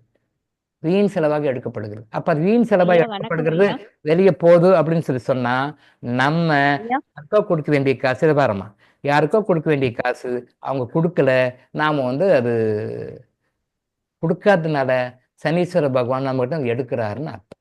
சரியா? அது மாதிரி எடுப்பாரு. அந்த மாதிரி எடுக்கிறதுக்கு நாம வாய்ப்பு கொடுக்க வேண்டாம், நாமளே செய்வோம். அந்த மாதிரி செலவு செய்யும் பொழுது அது என்னன்னு உங்களுக்கு வரும். சுப செலவை இன்க்ரீஸ் பண்ணணும், அசுப செலவை தட் இஸ் தண்ட செலவை குறைக்கணும். அதை எவ்ரி மந்த் நம்ம ரிவ்யூ பண்ணிக்கலாம். மெயில் அனுப்பிச்சுடுங்க, வாட்ஸ்அப் அனுப்பிச்சுடுங்க. அது கூட தெரியாது முடியாதுன்றவங்க வந்து ஃபோன் பண்ணுங்க, நான் கைட் பண்ணுறேன். இன்னும் எந்த நாள்னு அவங்க சொல்லலை, சித்தர்கள் சொல்லலை. அந்த நாள் குறிப்பிட்ட ஒதுக்கி ஒரு மாதமும் குறிப்பிட்ட நாள் ஒதுக்கி அன்றைக்கி லைவாக ஃபுல்லாக நான் அட்டன் பண்ணி பேசுகிறேன். ஒர்க்லோடு தான், பட் இருந்தாலும் மகரிஷி சொல்லும்போது மறுக்க முடியாது, ஏதாவது ஒரு வழி காட்டுவாங்க. சரி, ஓகே, பார்த்துக்கலாம். இன்னும் இதை பற்றி இன்னும் விளக்கங்கள் நம்ம நாளைக்கு கிளாஸில் பார்ப்போம். எனக்கு டைம் முடிஞ்சு போச்சு. ஏதோ ஒரு சகோதரி சொல்ல வந்தாங்க, அவங்களோட கருத்தை மட்டும் கேட்டுட்டு நம்ம இன்னைக்கு இதோட முடிச்சுப்போம். நாளை நாம் மீண்டும் சந்திப்போம். சரியா? ஐயா வணக்கம் ஐயா. நான் ரோஜா சுரேஷ் பேசுறேன். சொல்லுங்கம்மா.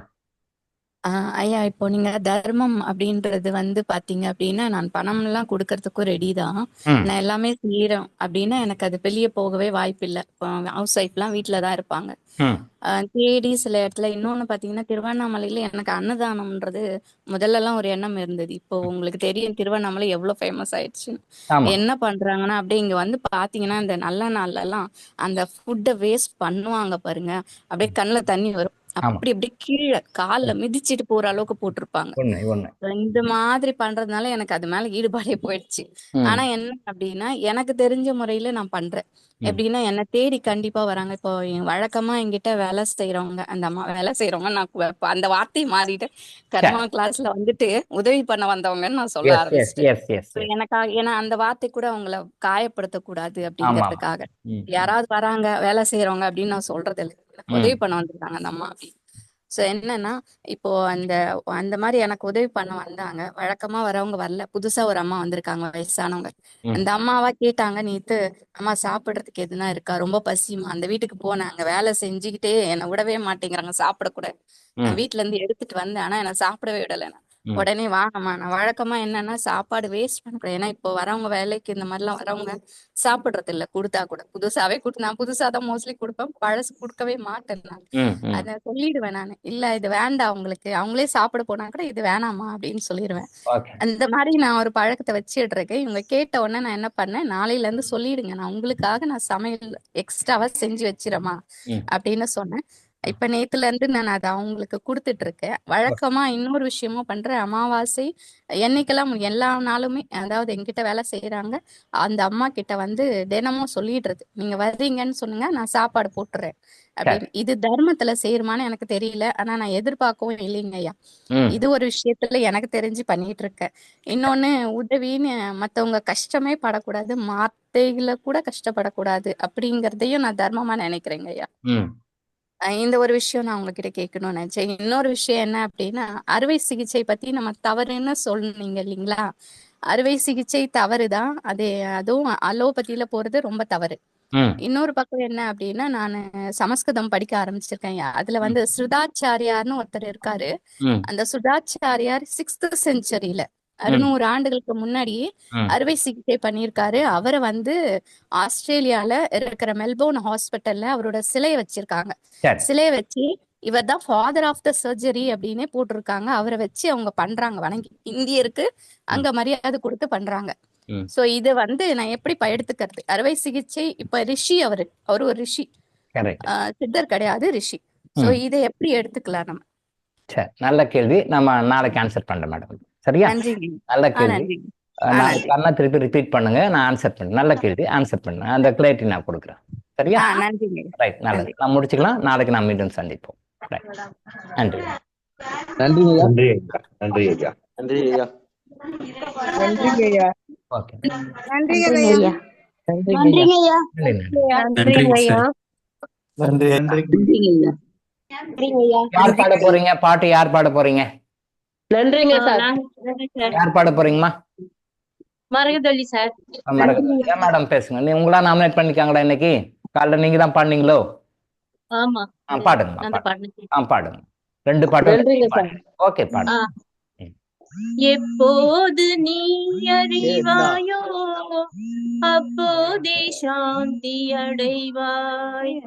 எப்போது நீ அறிவாயோ அப்போதே சாந்தி அடைவாய். இதை எப்போது நீ அறிவாயோ மனமே அப்போதே சாந்தி அடைவாய். இப்பாரில் எப்போதும் எல்லாம் இறை அருளாய். இப்பாரில் எப்போதும் எல்லாம் இறை அருளாய். தப்பாக அணுவளவும் சரியாய் நடப்பதாக எப்போது நீ அறிவாயோ அப்போதே சாந்தி அடைவாய். எப்போது நீ அறிவாயோ அப்போதே சாந்தி அடைவாய். ஆ ஆ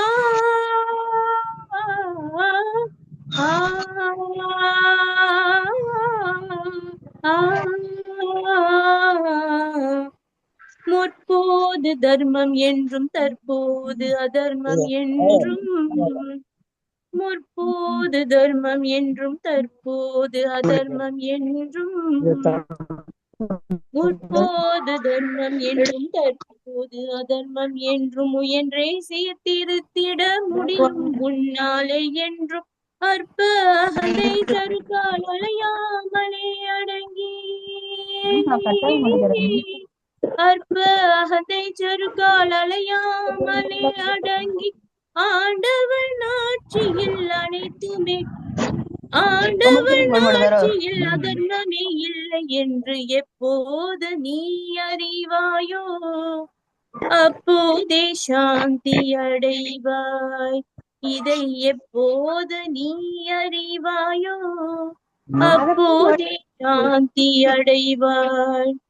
எழுந்த உன் எழுச்சியால் எண்ணம் சொல் செயலாக. எழுந்த உன் எழுச்சியால் எண்ணம் செயல் சொல்லாக இயற்றிய கர்மம் எல்லாம். எழுந்த உன் எழுச்சியால் எண்ணம் செயல் சொல்லாக இயற்றிய கர்மம் எல்லாம் இறைவனை நீங்குவதே. அழுந்தி அகமூலத்தில் அகந்தை அழிவதொன்றே. அழுந்தி அகமூலத்தில் அகந்தை அழிவதொன்றே. அரிய கிருத கிருத்திய ஆன்மா அனுபவம் என்று எப்போது நீ அறிவாயோ அப்போதே சாந்தி அடைவாய். மனமே எப்போது நீ அறிவாயோ அப்போதே சாந்தி அடைவாய். எழுந்த உன் எழுச்சியால் எண்ணம் சொல் செயலாக. எழுந்த உன் எழுச்சியால் எண்ணம் சொல் செயலாக. எழுந்த உன் எழுச்சியால் எண்ணம் செயல் சொல்லாக இயற்றிய கர்மம் எல்லாம் இறைவனை நீங்குவதே. அழுந்தி அகமூலத்தில் அழுந்தி அகமூலத்தில் அகந்தை அழிவதொன்றே. அழுந்தி அகமூலத்தில் அகந்தை அழிவதொன்று. அரிய கிருத கிருத்திய ஆன்மா அனுபவம் என்று எப்போது நீ அறிவாயோ அப்போதே சாந்தி அடைவாய். மனமே எப்போது நீ அறிவாயோ அப்போதே சாந்தி அடைவாய். இறை வணக்க பாடல் பாடல். கருவாக்கி உருவாக்கி என்னையாண்டு காத்தருளும் இறைவா நன்றி. எங்கும் நிறைந்தோனே எல்லை இல்லாதானே எங்கேயும் போதும் என் குலம் காப்பவனே, நெஞ்சம் துணிய துணையாய் வருவாய், நேர்மறை உணர்வு பெருகிட செய்வாய், உடலில் உறுதியை பெரிதாய் தருவாய், உனை உணரும் அறிவை என்னுள் தருவாய். சுற்றமனைத்தும் காப்பவனே, செய்தொழில் ஏற்றம் தருபவனே, எடுத்த செயலில் வெற்றி கொடு, என் ஆற்றல் பெருகிட அருளை கொடு. கருவாக்கி உருவாக்கி எனையாண்டு காத்தருளும் இறைவா நன்றி, வல்லமை தந்து நீ வளர்ச்சி கொடு, அகத்திலும் புறத்திலும் மலர்ச்சி கொடு, வல்லமை தந்து நீ மலர்ச்சி கொடு, அகத்திலும் புறத்திலும் மலர்ச்சி கொடு, வளர்ச்சி கொடு, மலர்ச்சி கொடு, வளர்ச்சி கொடு, மலர்ச்சி கொடு. நன்றிம்மா, நன்றி நன்றி. நல்லா எல்லாருக்கும் நன்றி.